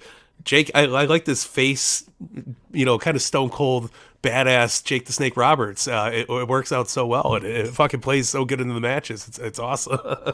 So we get into our next match. We were talking about Dusty Rhodes, and he's in action here. He has Sweet Sapphire in his corner. He took on Rick Rude with Bobby Heenan. So this match here has a little bit of a big match feel, but they take the easy way out. And again, we talk about match structure on a card. They put a DQ finish and then put a double count out after it, which has to have the live audience feeling a certain type of way. I know watching on TV, it's like, why would they put that together? There's other ways to figure out a way to advance the story. But the match itself, for the time it lasted, was pretty good. It went 8 minutes and 42 seconds. And, this is a little bit plotting because they're trying to tell a story here. I don't like, again, the double count out. There's another way to do this. But this is to advance the story, really. I mean, Rick Rude has to be heated up to have a program with Warrior pretty soon. So he can't take the pin. And Dusty, as we mentioned, is going to be feuding with the Macho King. We got to keep him strong. Maybe not match them up on this card. Maybe that was the better choice. I couldn't agree more. This was just put two guys out there, see what they do. Not a completely bad outing by either, but it was just it didn't have a catch to it. It didn't it didn't get on track, and it felt off to me. So they dance in the ring after, and they're doing this stuff, and the fans are going mild here, and it is, again, you can see Dusty's trying his best here, and him and Rick Rude, seeing them in the ring together, I had high hopes for this match. I just don't think it was given the time necessary, nor the structure. Like, if you know what the finish is, it kind of took away from everything that happened in the middle. No, absolutely, and it felt like it pretty much slapped together. It wasn't anything impactful. So we get into our main event, quote unquote, here. Dino Bravo with Jimmy Hart and Earthquake taking on Ronnie Garvin, and of course, this match. This is in the death spot on the Saturday Night's Main Event card. Everyone is sleeping, so they set it up here. And the main thing here was to put over Earthquake. And even though he's not in action here, he's part of the squad here, and Earthquake has the Canadian flag on his tights, and Dino Bravo, obviously a proud Canadian himself. This match is pretty quick. Bravo rolls up, gets the 1, 2, 3. But after the match, we have a lot to be said here because we have the Earthquake splashes, and he delivers a few. I counted 4, and we get the stretcher whole thing afterwards, really to cement Earthquake as a big difference maker. Here we are. I mean, this is being shown at 12:50 a.m. in the morning, and you can totally see that this would be what they're showing at 12:50 a.m. in the morning. Honey, the TV's still on. It's Dino Bravo and Ronnie Garvin. Time to go to bed. Dude, I for half the match, I thought Ronnie Garvin was a young Dustin Rhodes, just because of the gear he had on, and I was like, oh no, that's Ronnie. Like it took me a minute, but it was good, man. I love Earthquake. His presentation here, it's good, big strong presence, but it was meh. It fell flat for me. Nothing too great. So before we go to the next show, we have Jesse getting an interview with Randy Savage. He's talking about his World Heavyweight Championship match, and also Mike Tyson being named the special guest referee in his match against Hogan. Savage says that Tyson better call it right down the middle or else, because even Tyson has to bow to Macho King. So Hogan says whatever, that he's going to beat Savage again. And yeah, again, they film stuff preliminary for this Mike Tyson thing, and it doesn't.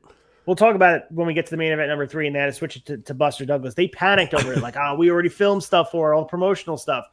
I don't know. I'm watching this. It's just like Mike Tyson just didn't show up. It's not a big deal. Yeah. No, but I again, going back to the truths being told and, promoting, it does kind of probably got a sting knowing that, you got to re-scramble all your shit. Like, what are we going to do?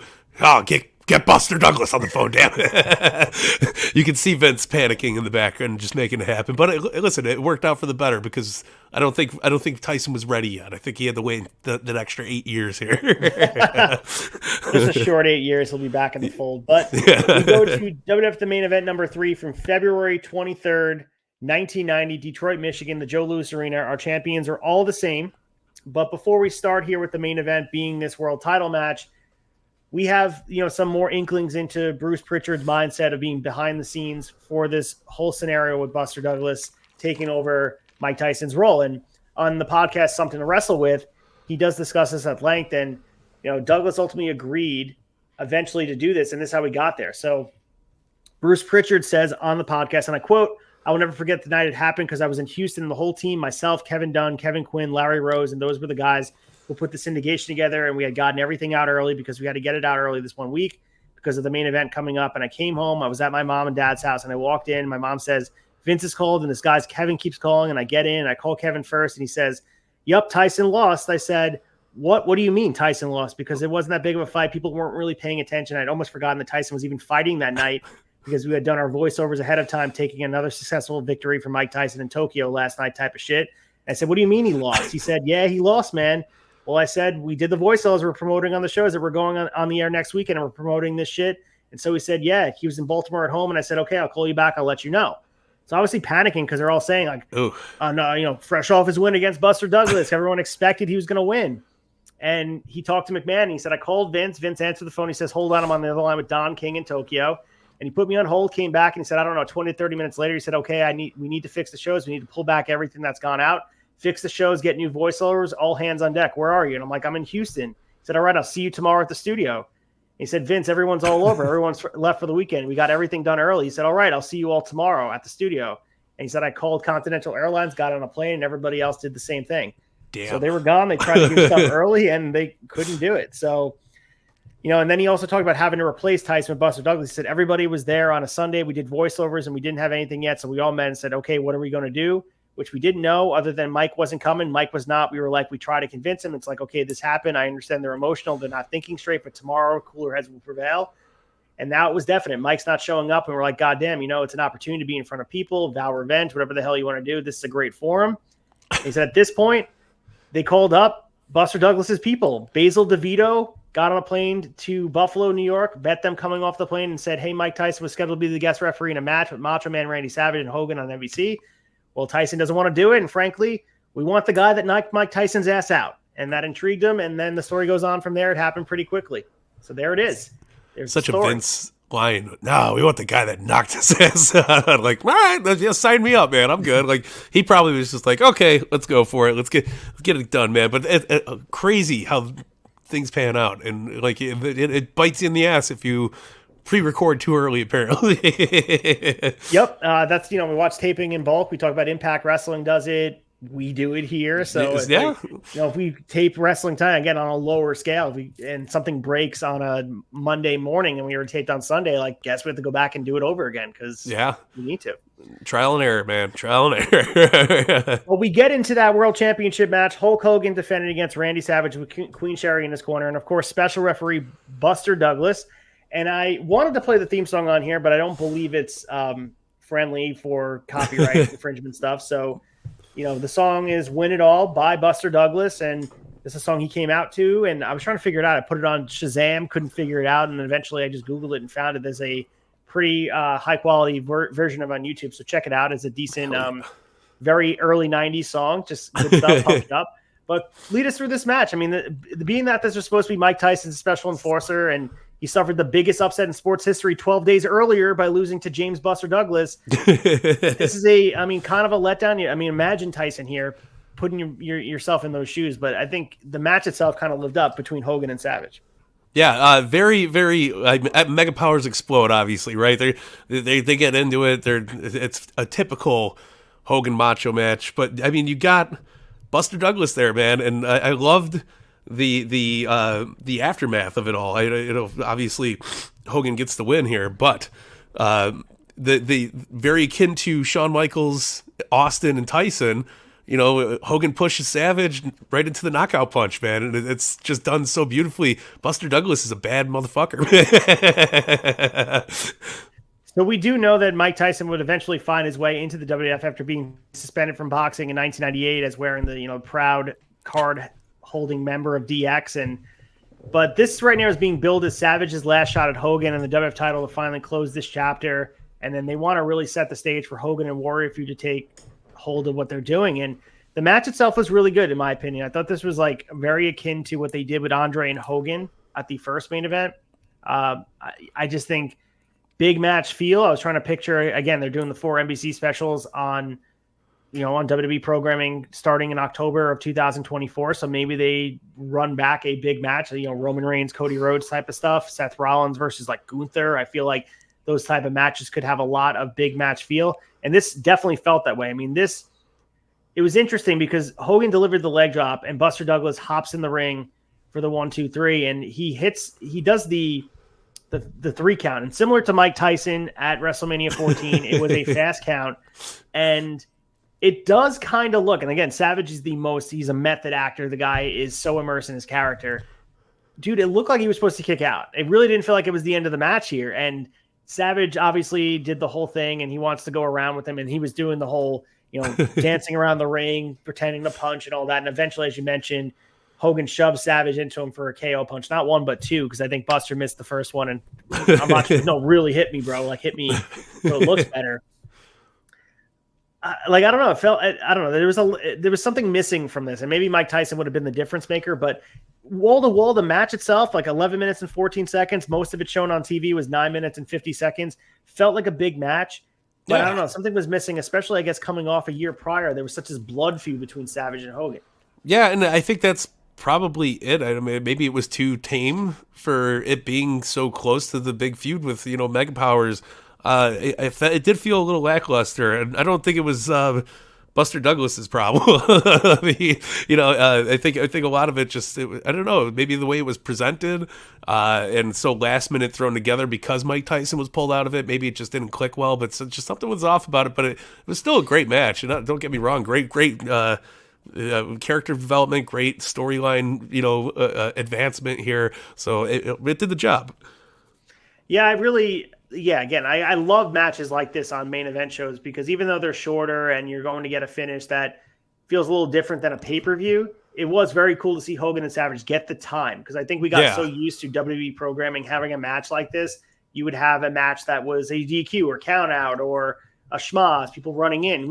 For all intents and purposes, we got a finish. We got something that resembled a finish where a guy was pinned and someone can say that they won the match. It wasn't this, all right, we're going to have this match and then false advertise it and then do a completely different thing and have a count out and then do a tag match after because it went awry. It was nice to see them follow through what they advertised. As ironic as it is, they were complaining about it in the newsletter, complaining about it, that they're not advertising injuries and saying that this happened. They did have this match. There was a finish. It was a WWF Championship match, and that's cool. That was on NBC. Hell yeah. So we also have an Intercontinental Championship match, the Ultimate Warrior taking on Dino Bravo with Earthquake and Jimmy Hart. And these, I think, again, Dino Bravo is underrated. I think him and Ultimate Warrior, and there's not a lot of guys that can say it worked really well with Ultimate Warrior. And they had a decent amount of stuff here, but they didn't give it enough time. 4 minutes and 11 seconds. Ultimate Warrior, the main thing was to get Warrior to looking strong. We get, a lot of the stuff at ringside. Jimmy Hart in there, obviously in there to take some beating from Warrior as well. He gets press slammed into Earthquake, and Bravo nails Warrior from behind. Bravo puts a bear hug on him. Warrior gets loose and hits a side suplex. Warrior's up, similar to Hogan, hits a couple clotheslines, shoulder block, and then we get the Warrior splash for the 1, 2, 3. And then after the match, Belcaster, we have Bravo and Earthquake doing the post-match beatdown, and here comes Hogan. He comes down for the save, and then afterwards, we get the face-off again. Like, hey, I didn't even need you to save me. I didn't need you out here. So we get face-to-face. And, it was cool to see a WWF Championship match and a Intercontinental Championship match on a 2-match card. Pretty cool, especially 2 guys that are going to be main eventing WrestleMania. Yeah, and I mean, how often do we get, 2-match cards like that? It works out good. It's crazy, man. And such build-up going into Mania. I really like it. And I do like the idea of Warrior being this, guy trying to be in the same level as Hogan coming out to help him. Warrior, no, brother, I don't need your help. I have the power of all the warriors out there. It's got such a good story to tell, but it's great, man. Yeah, so again, we're one step closer to WrestleMania 6, and the next time we're going to be on NBC will be post WrestleMania 6. So this was their version of kind of a go home, and we have a little bit of time from that, obviously from February to April, but this is a big deal. So Warrior is going to get his chance at the Ultimate Challenge to take the reins from Hogan as he goes on this indefinite vacation. Warrior is giving the keys to the castle, and you can make the argument similar to what we're talking about. Even though he's the champion, does he really fully get free reign to be the guy? Did they really build around him? And did he deserve to be built around? That's the other question. Like, is there something to be said about Warrior maybe disappointed with what, we watch the work rate. It's not there, obviously. No, that's not why people watch Warrior, but it's kind of a one note guitar when you watch him hit things. And it's just, yes, it's over with the crowd. Yes, that's what's resonating with them, but not a lot of creativity you can do with a guy who can only wrestle matches that are either really choreographed and they can hide his flaws, or they're going to be squash matches. And that gets old, I think. Yeah, very akin to Bill Goldberg, man. I mean, we've seen it. We've seen history repeat itself several times from the Warrior age. But I mean, you kind of stick yourself in a corner, especially with booking. Like, what do you do from here on? Like, you're gonna make this guy. You strap the rocket ship onto him. He better know how to refuel the damn rocket ship himself, or else you're gonna run out of fucking room. You're gonna run out of gas. You're gonna run out of momentum. You're just gonna fall short, man. So we go into Saturday night's main event number 26, the Tussle in Texas, April 28th, 1990 from Austin, Texas, the Erwin Center. This was taped on April 23rd, so not too far after. But this is the fallout of WrestleMania 6 in Toronto. The WWF champion is the Ultimate Warrior. He won it back at WrestleMania 6. The Intercontinental champion, it's Mr. Perfect. He won it back April 23rd, 1990. Yeah. And the World Tag Team Champions, Demolition, they won it back from the aforementioned Haku and Andre the Giant. So this is very much a new era of wrestling. A lot of new champions. All the champions are there. They're not even listing the women's champion anymore, if you take notice here. Rockin' Robin is still the champion. If you're all the way until 90, 97, 98. I don't know if she was the last one before they brought it back in the Attitude Era, but we can go and check that out. But they stopped pretending they even had a women's champion. But they figured, who cares? We don't care. You guys don't care. Let's just get it off the paperwork. Everything's gonna be okay. I love the name of this one, the Tussle in Texas. Like Vince was like, hey, Dusty, what do we name it? We're in this now. Daddy, you gotta call it the Tussle in Texas, man. It ain't gonna be bigger than that. And this is the first themed episode of Saturday Night's Main Event in about 4 years. So they're wrestling in Texas. They do the cowboy theme. Vince McMahon and Jesse Ventura, complete with cowboy hats, riding out to horses to the announce table. So they go full sports entertainment, and you can wonder, should you ever go full sports entertainment? Robert Downey Jr. says you probably shouldn't go full sports entertainment, but they did, and here they are. So we get Yeehaw, McMahon. You never go full sports entertainment, but they did, riding on horses, and you got to wonder what went into this. And like, man, it's just to be behind the scenes to watch Jesse and Vince interacting in these outfits on horses. All right, we're getting ready. We're going live in 5, 4. I don't know, it's funny to think about. Can't quit you, McMahon. Like, I love it. So many good. jokes, and I like the Tussle in Texas, and they do a couple of events where they, obviously the theme things are kind of fun, and it fits the era of WWF here. So, of course. We open up with Hulk Hogan taking on Mr. Perfect. I'll let you kind of go through here. And this is essentially telling us the story here. Hogan is fresh off his loss at WrestleMania 6. And really the commentary team is driving home. Is he going to let it kind of fester and ruin his momentum, or is he going to be more motivated than ever? And can he kind of put Mr. Perfect to the side? Because Mr. Perfect's been a thorn in his side for quite some time. Take out the Warrior feud with the title. Mr. Perfect has been gunning for him and the Genius for quite some time. And Mr. Perfect just won the IC title in a tournament finals earlier in the day by defeating Tito Santana during a Superstars taping, even though the match would not air until mid-May. So he is the IC champion. He doesn't come out with the championship belt, but he is the IC champion. God damn it, he won it earlier that day. This match, dude, I have to say, like, this is the perfect, no pun intended, match for Hulk Hogan, because Mr. Perfect is just made to take the offense of Hulk Hogan. And everything 100%. From the beginning of this match, 7 minutes and 57 seconds, top to bottom, is a masterclass of showing how to get the most out of your opponent that really has limited offensive repertoire. And Mr. Perfect, like I said, is just absolutely underrated. A guy who, if you're learning to be a professional wrestler, how to emote and how to make your opponent look better, he's the guy you should be watching. Damn right, man. And I will 10 stamp that statement there, because it's so good, man.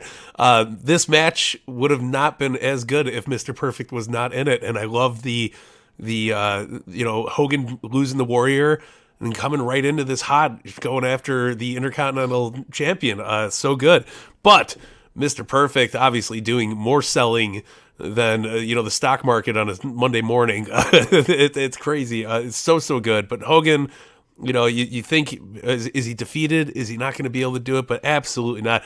He kicks out of the perfect plex. He hits the Hulk Hogan, Hulk up, the big boot brother, the leg drop, and it's over in under 8 minutes. Let me tell you something, dude. It's such a shame because I would have loved to see Mr. Perfect pick up, even if it was a cheated win, get a really good win over Hogan in the Prime era right here. My God, how great it would have sold. But it was a great match, man. It was really fun to watch. Mr. Perfect obviously carried the shit out of it, but it was done well. Especially when you're not saddled with the fact that Hogan's the champion. You don't have to book around it. There's a way to do this, like you said, with sort of, you got Genius at ringside. Hit him with the scroll. 100%. Do something like, you want to set a feud with Earthquake down the line. Get Earthquake involved, where Earthquake costs him the match, or someone, and then Mr. Perfect. And I understand he's not undefeated at this point anymore, but a win would have been immensely important to. And he's going to be the IC champion on TV in a couple weeks. Hogan is off a loss, and I think it's more of an interesting story where Hogan, fresh off his loss to Warrior, like he lost his confidence a bit. It's a good way to make it more interesting than just Hogan overcomes the odds and continues his role, especially when he's going to be on an indefinite vacation. Why not give back? Mr. Perfect's going to be there week after week. Establish him as that main heel, which he already kind of is, but even further emphasize, like, I have a win over Hogan. Even though there was cheating stuff, doesn't matter. I still beat Hulk Hogan. Absolutely. Yeah. And it would have been like, I could just imagine him and the Genius just mucking it up, putting it over everybody's head. Like, I beat Hulk Hogan, man. That's what I did. I'm Mr. Perfect. It would have been really good, but it was still good program. Not bad. I enjoyed it. So again, we go into this Earthquake match against Hillbilly Jim. This is very much a Earthquake match here. So they're establishing Earthquake as the big bad. He's eventually getting set up to have a program with Hulk Hogan. Earthquake misses a corner splash. He gets hit by Hillbilly Jim for only a moment. Then Earthquake goes for the eyes. He squashes Jim, charges him with a boot, and then Jimmy Hart tries to grab Jim's horseshoe on a chain to bring Jim over. This sets up Jim perfectly in the corner, followed by an Earthquake splash for the win. So this was an interesting way to squash Hillbilly Jim. He's a big dude to be squashing, so that's the other thing to emphasize. Earthquake as this big bad. 1 minute and 58 seconds. Jim does take 2 more Earthquake splashes, and Jesse Ventura on commentary is hilarious here.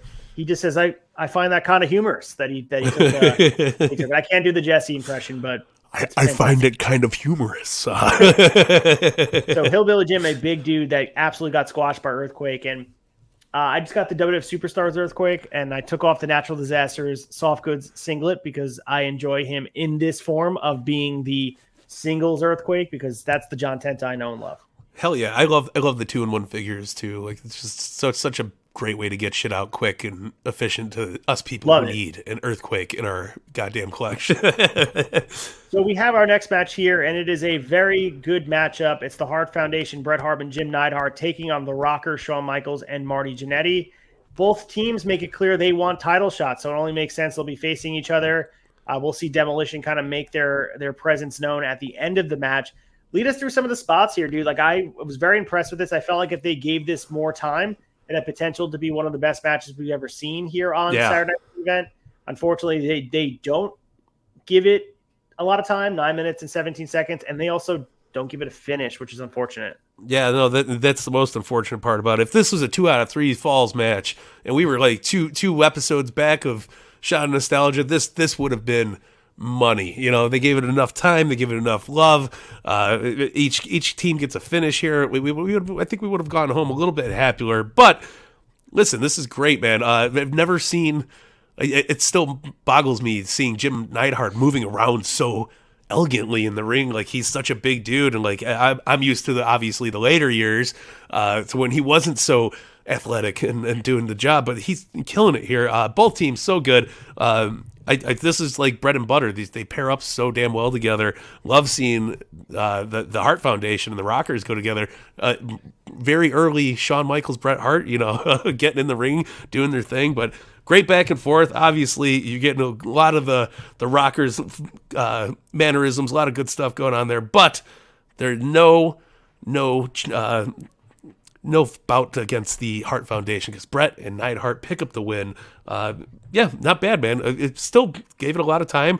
good stuff. Wish it wasn't a double count out or double disqualification, whatever the hell it was, but it was great. Yeah, so the finish saw Demolition come out, and they're there just kind of watching the two opponents, making sure we're checking out who's going to be our next opponent, and they kind of make sure that there's no finish here. And Jannetty, doesn't like that they're watching them. He starts fighting with Smash, the referee trying to get control. Axe gets in the ring, and then we have a full 6-man. What do they call it? Just a barroom brawl. A tussle in Texas. A tussle in Texas, if you will. The ref throws the match out. He tries his best to get order. Give him some credit here. He tries his best to keep this match going, but it was impossible to make that happen. It was a great match for what happened here. One of my favorite spots was Anvil was trying to stop Shawn Michaels from running all over the ring with a shoulder block, and Shawn sells this. We're talking about Mr. Perfect selling, but Shawn sells this like he got hit by a car across the ring, and it literally just kind of, at this point, just it kind of shows his ability, because I think some of the best wrestlers everyone talks about the offensive moves and the creative ways to, tell stories in the ring. The main thing is, if you look at some of the best guys to ever do it, Shawn Michaels, Mr. Perfect, what they have in common is that they can sell really well and make their opponent look better. And you mentioned Anvil moving around much better, and he was definitely. I'm not you're right. I'm not used to seeing him be able to pop out there and have really keep up with these guys in the ring. He was holding his own for sure. Yeah. But the selling of Shawn Michaels was crazy Phenomenal. good. And also Marty Jannetty was really good too. Watching him go back and forth with the guys. And it's man, if he could have kept it, on a straight line and figured out how to keep himself, his head right, Marty Jannetty could have been, I don't know. He wouldn't be the Marty Jannetty of the Rockers. That's for sure. Yeah, no, it could have been Taker versus Jannetty with Shawn Michaels as a special referee inside the Hell in a Cell all these years down the road. Can you imagine this alternative universe? You move one rock, you go back in time, and all of a sudden, Shawn Michaels is the Marty Jannetty, and he's the one being tossed through a barbershop window. Oh, it'd be crazy, absolutely crazy. Everything is like the Simpsons Halloween episode where they alternate universes and change. One thing, I guess we'll stay here, but Marty Jannetty is the Shawn Michaels, and we'll deal with Shawn Michaels it. is the Marty Jannetty. I think I would be heartbroken a little bit, but it's okay. So we have a WWF Championship match, and again, as we discussed before, this is Warrior's first title defense on TV. He's defending against Haku with Bobby Heenan. They give this no time at all, and I understand Warrior is pretty limited in the ring, and Haku could definitely hold his own. He's fresh off of holding those tag titles, so he's pretty, at this point, confident as far as holding his own in the realm of champions. But there's nothing to this match. We get a little bit of Haku offense. He had a back suplex, but at this point, we get a gorilla splash. Warrior worries up, hits a couple shoulder blocks, finishes up with the real gorilla splash on his own to retain the title. Nothing to it. I mean, it is like sports entertainment. It is a Warrior compilation package of what he does, what he brings, the entrance, the music, all of that. But again, how could this be sustained? And you can watch this. It's no wonder they don't waste a lot of time getting the title off of him and Sergeant Slaughter is the champion going to WrestleMania 7, because there's not a lot you can do with this. It kind of just feels like, what else could you do if he continues to squash people? No, especially if you're putting up against guys like Haku. Could you imagine if they just fed Goldberg here's the Giants, here's Haku, here's everything. It would make it so redundant, no matter what you're doing. And this is just a title or a tale of a really, really big dude that really didn't have much to offer, and it falls so short here. And they didn't predict it, they didn't see it coming. They thought Warrior was going to be the next big thing, and it slowly but surely starts to trickle out that he was just I think you're on to something too, comparing this to Goldberg, because I think on paper it seems interesting to have a guy have a streak, or it's not even like Warrior's undefeated going into this. He's a guy who's he's a meat and potatoes wrestler. He hits his moves and he hits shoulder blocks, he taunts, he does his thing. But when you're having a world title feud, we're fresh off of WrestleMania 5. It's just in our recent memory, and I'm sure it's in fans' memories in 1989. This long, meaningful story with romantic tendencies tied into it, best friends turned enemies, all this stuff. And I'm not saying Hogan is the be-all, end-all in the ring, but being able to tell the story with Macho Man, watching in comparison to Warrior, what's the meaningful program with Warrior? The Rick Rude stuff eventually gets a little bit of heat, the cage match, they have some great, and that is the highlight of his program.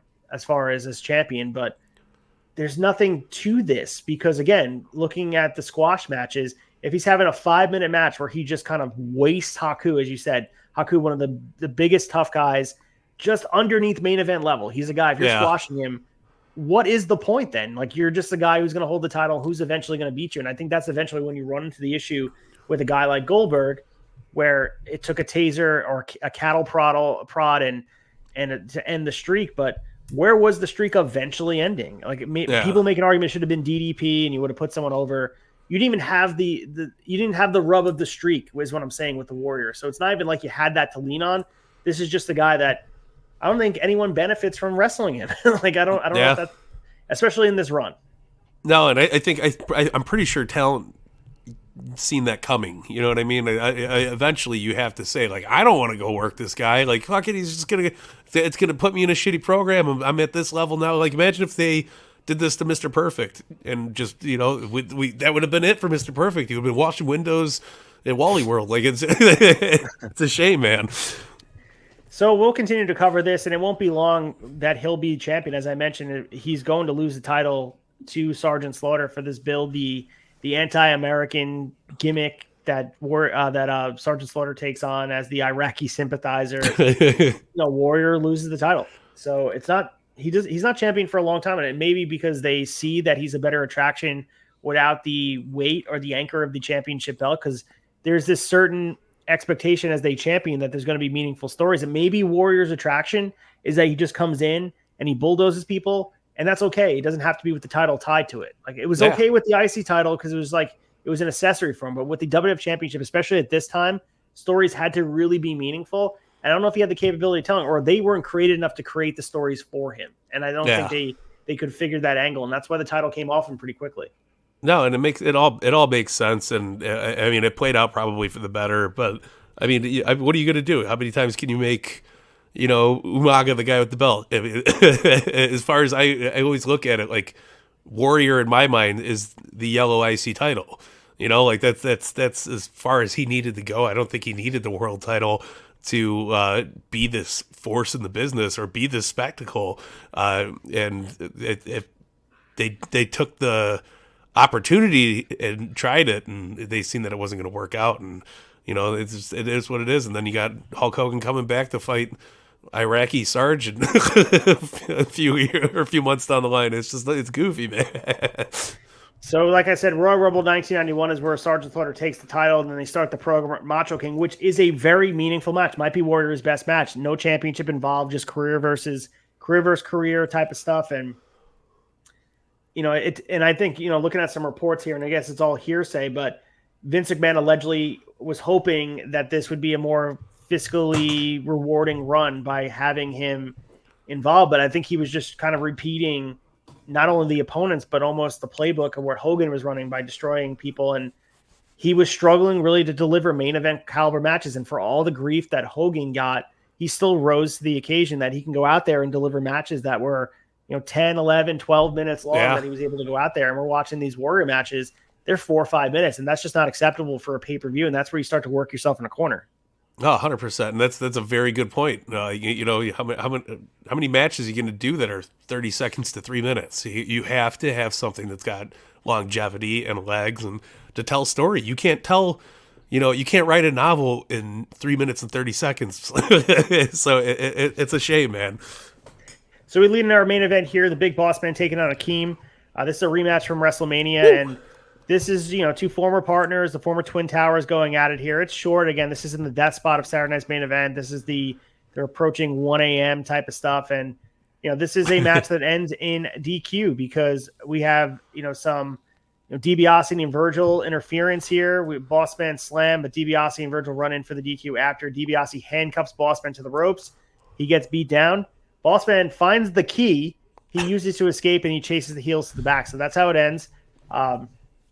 Again, death spot on the card leaves a lot to be desired, but they did the best here. Akeem and Big Boss Man did their thing, and someone has to be on this spot. And, you know, 3 minutes long isn't the best, but the show went out with a little bit of a whimper where it started pretty much with a bang. Yeah, which is okay because it's Saturday night's main event and it's fucking 1 o'clock in the morning. So really, I mean, on this card, you could look at the two standout matches on a 5-match show, which isn't a terrible thing. The Hearts and the Rockers, obviously, Bret Hart thought enough of this to include it on his DVD compilation when it came out as the extra matches. So obviously thought well enough of the match that he thought it was great, even the fact that it was not a non-finish. Yeah. And this at this point too, I mean, looking at the Hogan and Mr. Perfect match, I mean, pretty good match as far as like Hogan matches go. And maybe we are becoming a little bit more tolerant of Hogan's in-ring ability, comparing it to what Warrior's doing on this one-off stuff and not being able to be masked to have squash matches with the IC title. When you're the world champion, you're expected to have, even in Titan sports, in sports entertainment, and this comic book level of wrestling, you have to have some ability to work rate to continue the run as the champion, or it's just never going to work. And again, Hogan gets looked upon in a positive light in comparison to really how they're booking Warrior. I'm not saying it's all Warrior's fault. It's not. It's just the way he's being presented and the way the character is portrayed, because there's a lack of sympathy that a lot of people can have because he's this unstoppable force. And that's a one-sided story. You have to kind of make it a little bit more dynamic. Yeah, every story needs layers, man. You can't have a one-layer cake and enjoy it. You have to have, a thick-ass birthday cake to really get into that sucker, man. And it's the same thing goes with pro wrestling, man. You have to have dimensions. You have to be able to switch lanes. It's one of my go-to sayings, but it's true. Wrestling is very train tracked, and if you make it a highway, man, we got to be able to switch things up. We got to be able to make things work at the drop of a hat. So it's a shame, man. The Warrior piece always seems so huge to me as a child, and like rewatching it, I'm just like, oh man, the hell was I thinking? Yeah, I think you resonated with a lot of kids. You resonated with me growing up. I think if you're a promotion and you're looking at a professional wrestler, it's for him, he's not a lot of substance. It's a lot of flash. It really is. I think he looks like the ideal professional wrestler. And if you ask someone that never watched professional wrestling and never, came here from a different planet and asked them to point out and put all these guys in a lineup and say, which one do you think competes professionally with the face paint on? He looks like a comic book video game wrestler. But like I said, there has to be a little bit more to it. And I think we've seen in moments, and of course Hogan kind of really pares down his work rate during this time in WWF. Hogan has the ability to have a traditional wrestling match. I mean, we talk about the Stan Hansen match at that Pro Wrestling Summit with All Japan and New Japan. He can go out there and wrestle. We've seen some of the New Japan Pro Wrestling stuff in the past prior to toning it down in WWF. He has the core requisite of being a professional wrestler, and I'm not sure the same is there for even Warrior when he was the Dingo Warrior teaming with Sting. It just wasn't there, and perfect time, perfect place for him to be successful. And I think he has a very niche spot in the pantheon of champions. He's a guy who he fits in what WWF is looking for. It just wasn't sustainable. It was like the moment in WrestleMania 6 lives forever and it's amazing. But what happens after the party's over? You're cleaning up the red solo cups and cleaning up the spilled beer. Like you got to move on to the next day. And like somehow, the moment lives big, but the run wasn't as memorable as you probably remember it. And same for everybody. Yeah, it was a great party, but too many stains on the rug and too many holes in the wall afterwards. So let's get to the chaser, pick our favorite part of these 3 episodes here to talk about, and talk about what's going on here at Saturday Night's Main Event. The chaser.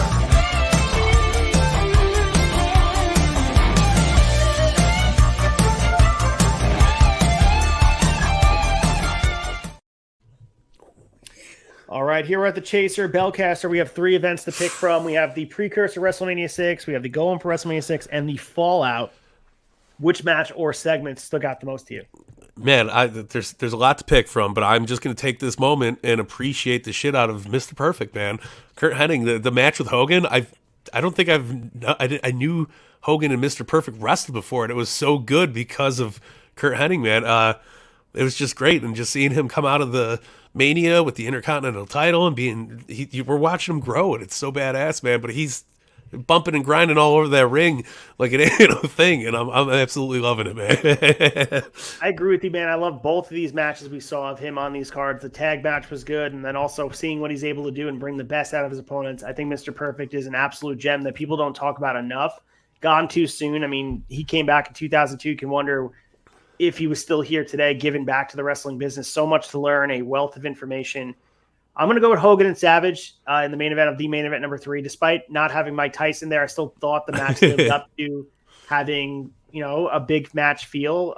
With Buster Douglas there, they made the best of a situation that probably wasn't ideal for everyone involved, especially that they preemptively taped things in advance of voiceovers and tried their best to get ahead of things. But, as they say in the business, you plan, God laughs type of stuff. So Buster Douglas was the guy who knocked Tyson out. And he was here. He did a thing, but Hogan and Savage itself never disappoints. These guys are made to wrestle each other. And although they didn't get along later in life and all that, you could definitely see the chemistry. And sometimes there's a fine line between love and hate and the passion that's there. And they always bordered on that line. You can totally tell that they had a passionate relationship, and seeing them in the ring wrestling for the championship, even if it is for the one last time before Hogan and Savage move on in different directions. And Savage eventually moves on from WWF. It won't be long from now.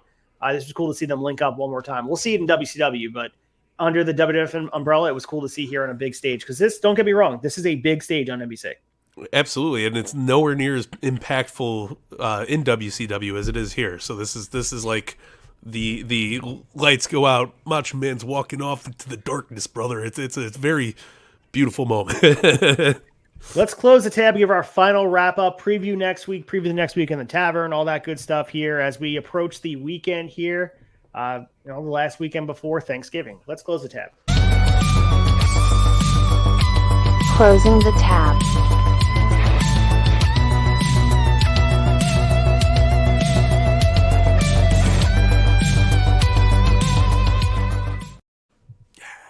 All right, Belcaster, we are going to give our final wrap-up here. Next week's show will be episode 14 of Season 5, airing on November 24th, 2023. We're covering 3 events. Again, Saturday night's main event number 27 on July 28th, 1990 from the Omaha Civic Center in Omaha, Nebraska, headlined by the Ultimate Warrior versus Rick Rude for the WWF Championship. We get Saturday night's main event number 28 on October 13th, 1990 from the Toledo Sports Arena from Toledo, Ohio, headlined by the Ultimate Warrior and the Legion of Doom, Hulk and Animal versus Demolition, Axe, Smash, and Crush. Of course, finishing up with the main event number 4, November 23rd, 1990, in the Allen County Coliseum in Fort Wayne, Indiana, headlined by the Ultimate Warrior versus Ted DiBiase with Virgil for the WWF Championship. So we'll see if Ted DiBiase can get a working match at a Warrior for the championship. The Rick Rude matches are good. The SummerSlam match was good, and the program there. I'm curious to see if he's able to kind of silence the doubt that we've been putting on him during this episode here. And I'm a big fan of Warrior. I really am. I just think, got to speak facts when I see him here as far as the staple that is a WWF Championship belt. It's not meant for a squash match model. It's just not exactly what's gonna draw. And you can understand why watching through that it feels hollow watching this run go through. And maybe the DiBiase match will wow us. I'm excited to watch it in the main event number 4. I have my doubts for sure, but if anyone, we talk about some of the best work rate in WWF at this time. It's DiBiase, it's Mr. Perfect, it's a guy like Rick Rude, it's also Tito Santana, Rick Martel. Those are the guys you kind of want to throw out word, figure it out. Let's figure it out and get someone with chemistry. And Rick Rude was bordering on the guy. I'm curious to see this match with DiBiase and Warrior. I've never seen it before. No, absolutely, me either. So I'm looking forward to it, man. And I can't believe that we have 4 episodes left, man. It's going to be insane. It's just heartbreaking. I've enjoyed the shit out of this journey as always, man. It's been so fun. So 18 episodes in total covering all the Saturday Night's Main Event, and we're approaching the end of the original catalog of Saturday Night's Main Event. We're going to be talking about the rejuvenation of it in the mid-2000s. So we're going to be covering the episode. I believe one episode is 1992 and 2006 in the same one. I'm going to pull up the schedule quick so I have it in front of me. But that is, that's one of those things that we continue to, talk about, that they took back this vehicle, and there is a market for nostalgia. That is a main thing that we continue to discuss. And as I said, we're having on December 1st, the main event number 5, February 1st, 1991. And we also have the 1992. And then there's the episode 16 is the first episode. We're going to have the longest jump we've ever had from an episode that we had. The final episode of Saturday Night's Main Event, the original form, November 14th, 1992, and we're going to be jumping to March 18th, 2006. And then the last 2 episodes, we're going to be covering 2006, 07, and then we're going to finish up with 07 and 08. So it's not the same Saturday Night's Main Event we know and love, but they were using this as a vehicle to build towards WrestleMania in short bursts. It'll be kind of cool to see the format. And it also will be very cool to see if they return to this next year, because, again, they have those 4 specials that they advertise with the new market with NBC Universal. Are they going to bring it on Peacock? Are we going to have these primetime shows? I think they should bring it back. I think it'd be amazing because I think it holds a lot of weight, and the nostalgia, rose-colored glasses, creates a lot of good feelings. Yeah, no, as we always do with every season of Shot of Nostalgia here, we spoke that shit into existence, man. I'm not calling it anything else. I guarantee we're going to get at least one more Saturday Night's Main Event out of this deal, and I'm looking forward to it, man. And I hope they really, really stick to the format. I hope it's, a fun show. I hope they got these over-the-top intros like they do, and I give WWE, I hope they feel the pressure from Collision, how Collision open. Like, I want to see the Collision intro, but I want to see it in WWE style. I think it's going to be great. So I'm looking forward to it, man.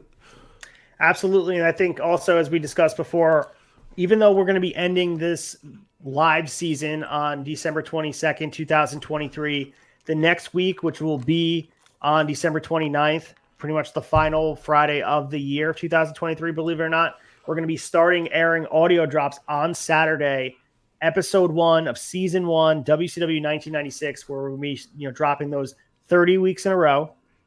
So you'll be getting audio drops. If you haven't listened to WCW 1996 because you don't listen on YouTube, they'll be available where you can find all your audio, whether it be Spotify or Apple, any RSS feed. We're going to be having all our audio drop on those platforms.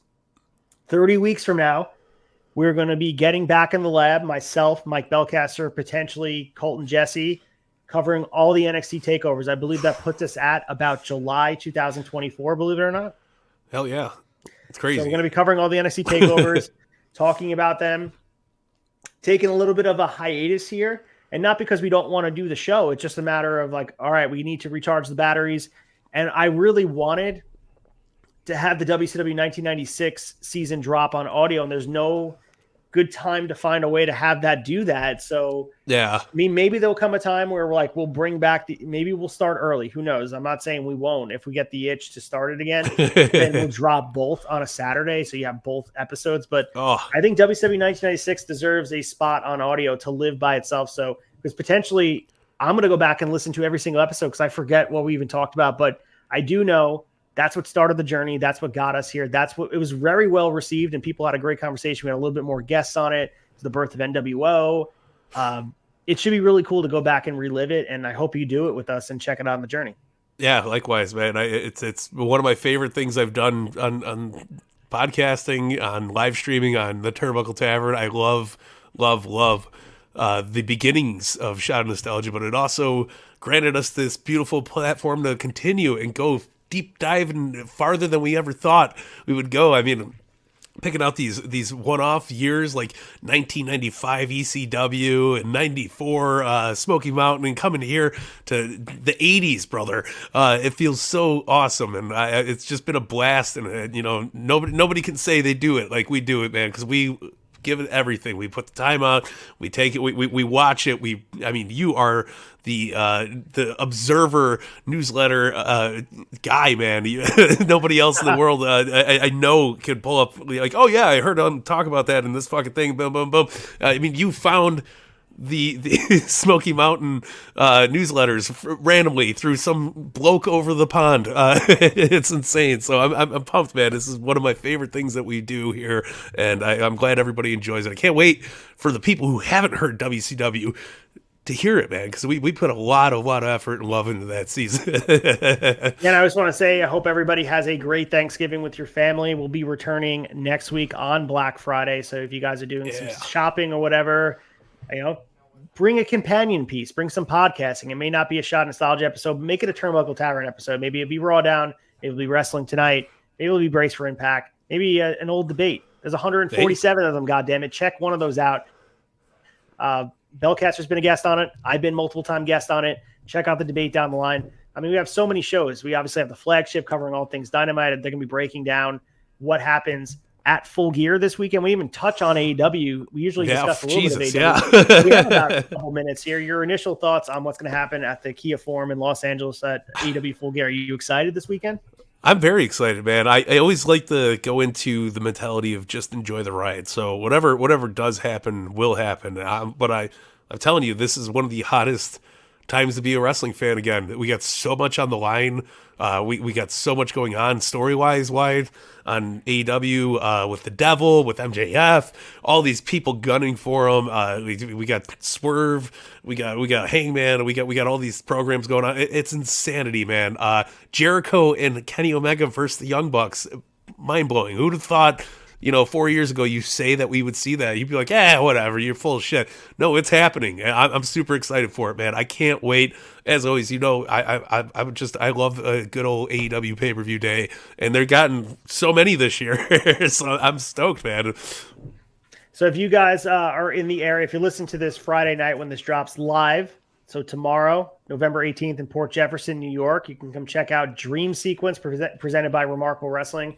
I'll be your host with the most, your voice by choice, ACEFIELD Retro in the ring doing the announcing, but come out to see the talent there. We're having a triple threat match for the Tag Team Championship. The Motor City Machine Guns, Alex Shelley and Chris Sabin versus Miracle Generation, and above the rest, Tristan Ty and Gabriel Sky, and of course, Miracle Generation, Dustin Waller and Kylon King, the defending champions. And led by, we're going to be having Desmond Cole, Brad Hollister. We'll also have Dominic De Niro versus Kono Capuccia for the now vacant Riot Championship. Percy Ryan had to relinquish the championship for an injury, so we're going to be determining a new Riot champion. So many great matches on deck. Check it out, Port Jefferson, New York. And if you can't make it for whatever reason, it'll be available on IWTV. Use code REMARKABLE. Check it out. You get a discount on signing up, and it also helps the cause. And also follow me at ACEFIELD Retro and follow at Remarkable_Wrestling. We just had a training. If you're a professional wrestler or looking to aspire to be trained to be a wrestler, we had a great training seminar last weekend with Sin Bodhi, a.k.a. Kiznardi from WWE lore, TNA lore. Had a hand in training, some of your favorites. Bray Wyatt, Zoe Stark, grew up with Edge and Christian, some great stories. He was on Edge and Christian's podcast. He was on Talk is Jericho talking about it. So, guy's a real deal, great mind for the business. It was an awesome, awesome seminar that, just the psychology of wrestling. This dude was trained by Jake the Snake Roberts. So this is a guy from the learning tree of one of the greatest of all time. And it was awesome to have him out there. And the turnout was awesome to see, people there learning the profession and just passionate for what this is, an art. Pro wrestling continues to be, a passion for so many people, and, everyone interprets it differently. And I just love it. But for future things, go to remarkablewrestling.com. Other training seminars coming up. There'll be more down the line. I know it. And if you're looking to sign up, check it out. You guys can sign up for the classes and learn from the best. Kono's the man. Check out Remarkable Wrestling School. Just open. It's only growing. Hell yeah, man. No better way to do pro wrestling than at least learn it so you can appreciate it more. Even if you're not trying to get into the business 100%, check out a seminar once, because you'll be mind blown how much goes into it. And you'll be like, I'm never doing this again. Or you're going to be like, man, I'm hooked for life. And that's the beauty of it all, man. So while we have a few minutes, I know you guys have Fig Night coming up. I also want to mention we are going to be on Brace for Impact on Thursday coming up. We are filming in advance an old school 2007 Turkey Bowl episode where the loser dresses up in the turkey outfit. It's the famous match with AJ Styles having to don that turkey suit. So it's going to be myself trying to get Freems to come on. Belcaster, you're welcome if you'd like to come on. We're filming on Tuesday coming up this week. So hell yeah. Trying to make it a Thanksgiving celebration and give some people an out. If they're overwhelmed with whoever they're with on Thanksgiving, they can turn it on at 10 p.m. and escape. Like, I got to watch the Tavern. I got to check out Brace for Impact. Oh, yeah. I very, very much akin to when CM Punk dropped his podcast on the Colt Cabana thing about WWE. Like, that was on Thanksgiving. And I was like, hold on, I have to disappear from family dinner for 3 hours because it was such a moment, so captivating. But thank you for asking about Fig Night, guys. We opened up this beautiful Walmart exclusive, possibly the last AEW CM Punk figure, and what a beautiful figure it is. I give a full-blown review, details, all that good stuff, and we get to show it off a little bit more. I was going to have a huge unboxing from ringside, but that is postponed until next week because they sent me damaged packages. Long story short, so I have a whole box. My hook, I'll show you how we get off the air. It was a mess, but they're fixing it. Good on ringside. Nothing but love over there. But yes, tomorrow is the CM Punk special. Next week is a Thanksgiving ringside collectibles exclusive extravaganza. I'll be opening all the latest exclusives from the AEW side of things. That includes the Hook. We got Blood and Guts Wheeler Yuta. We got Blood and Guts Thunder Rosa. Got a very, very stacked week of Thanksgiving episode of Fig Night. So guys, tune in. It's going to be great. And before we go, I want your thoughts on the Continental Classic with Bryan Danielson making his return. They didn't know if he's going to be ready for Wrestle Kingdom early January. He'll be back November 22nd, wrestling probably 7 matches in a row at this Continental Classic with a broken skull. I hope he's got the Undertaker-esque mask on when he comes out. But no, it's made out of, faux leather. Amazing. Yeah, listen, Danielson is... I was talking to my kid about it the other day and said, how crazy is it that Bryan Danielson and Sting are both going to be done wrestling full-time next year? And, excuse you? It's such a wild thought, but I'm so ready for this run of madness from both Sting and Bryan Danielson. I can't wait to see the beauty that comes of it, because both guys are going to tear the fucking house down, and I'm so here for it. I love it, and I love we don't really get to talk current day wrestling on here. We always sprinkle it in, but I want to get your thoughts on it. I thought it was very appropriate as we had a couple of minutes left. But Jesse Ventura is definitely in my ear. He's talking about Minneapolis. He's talking about his favorite soda. I don't even know. He likes... Dusty, what'd you say? Tassels in Texas? It's tussles until I can't get enough of that accent. Oh yes, the sodas. My favorite soda is Minnesota. It's like a grape juice. It's fantastic. Prince loves it. I could sit here and ramble all night long, and that's what we're gonna do until Ace cuts me here.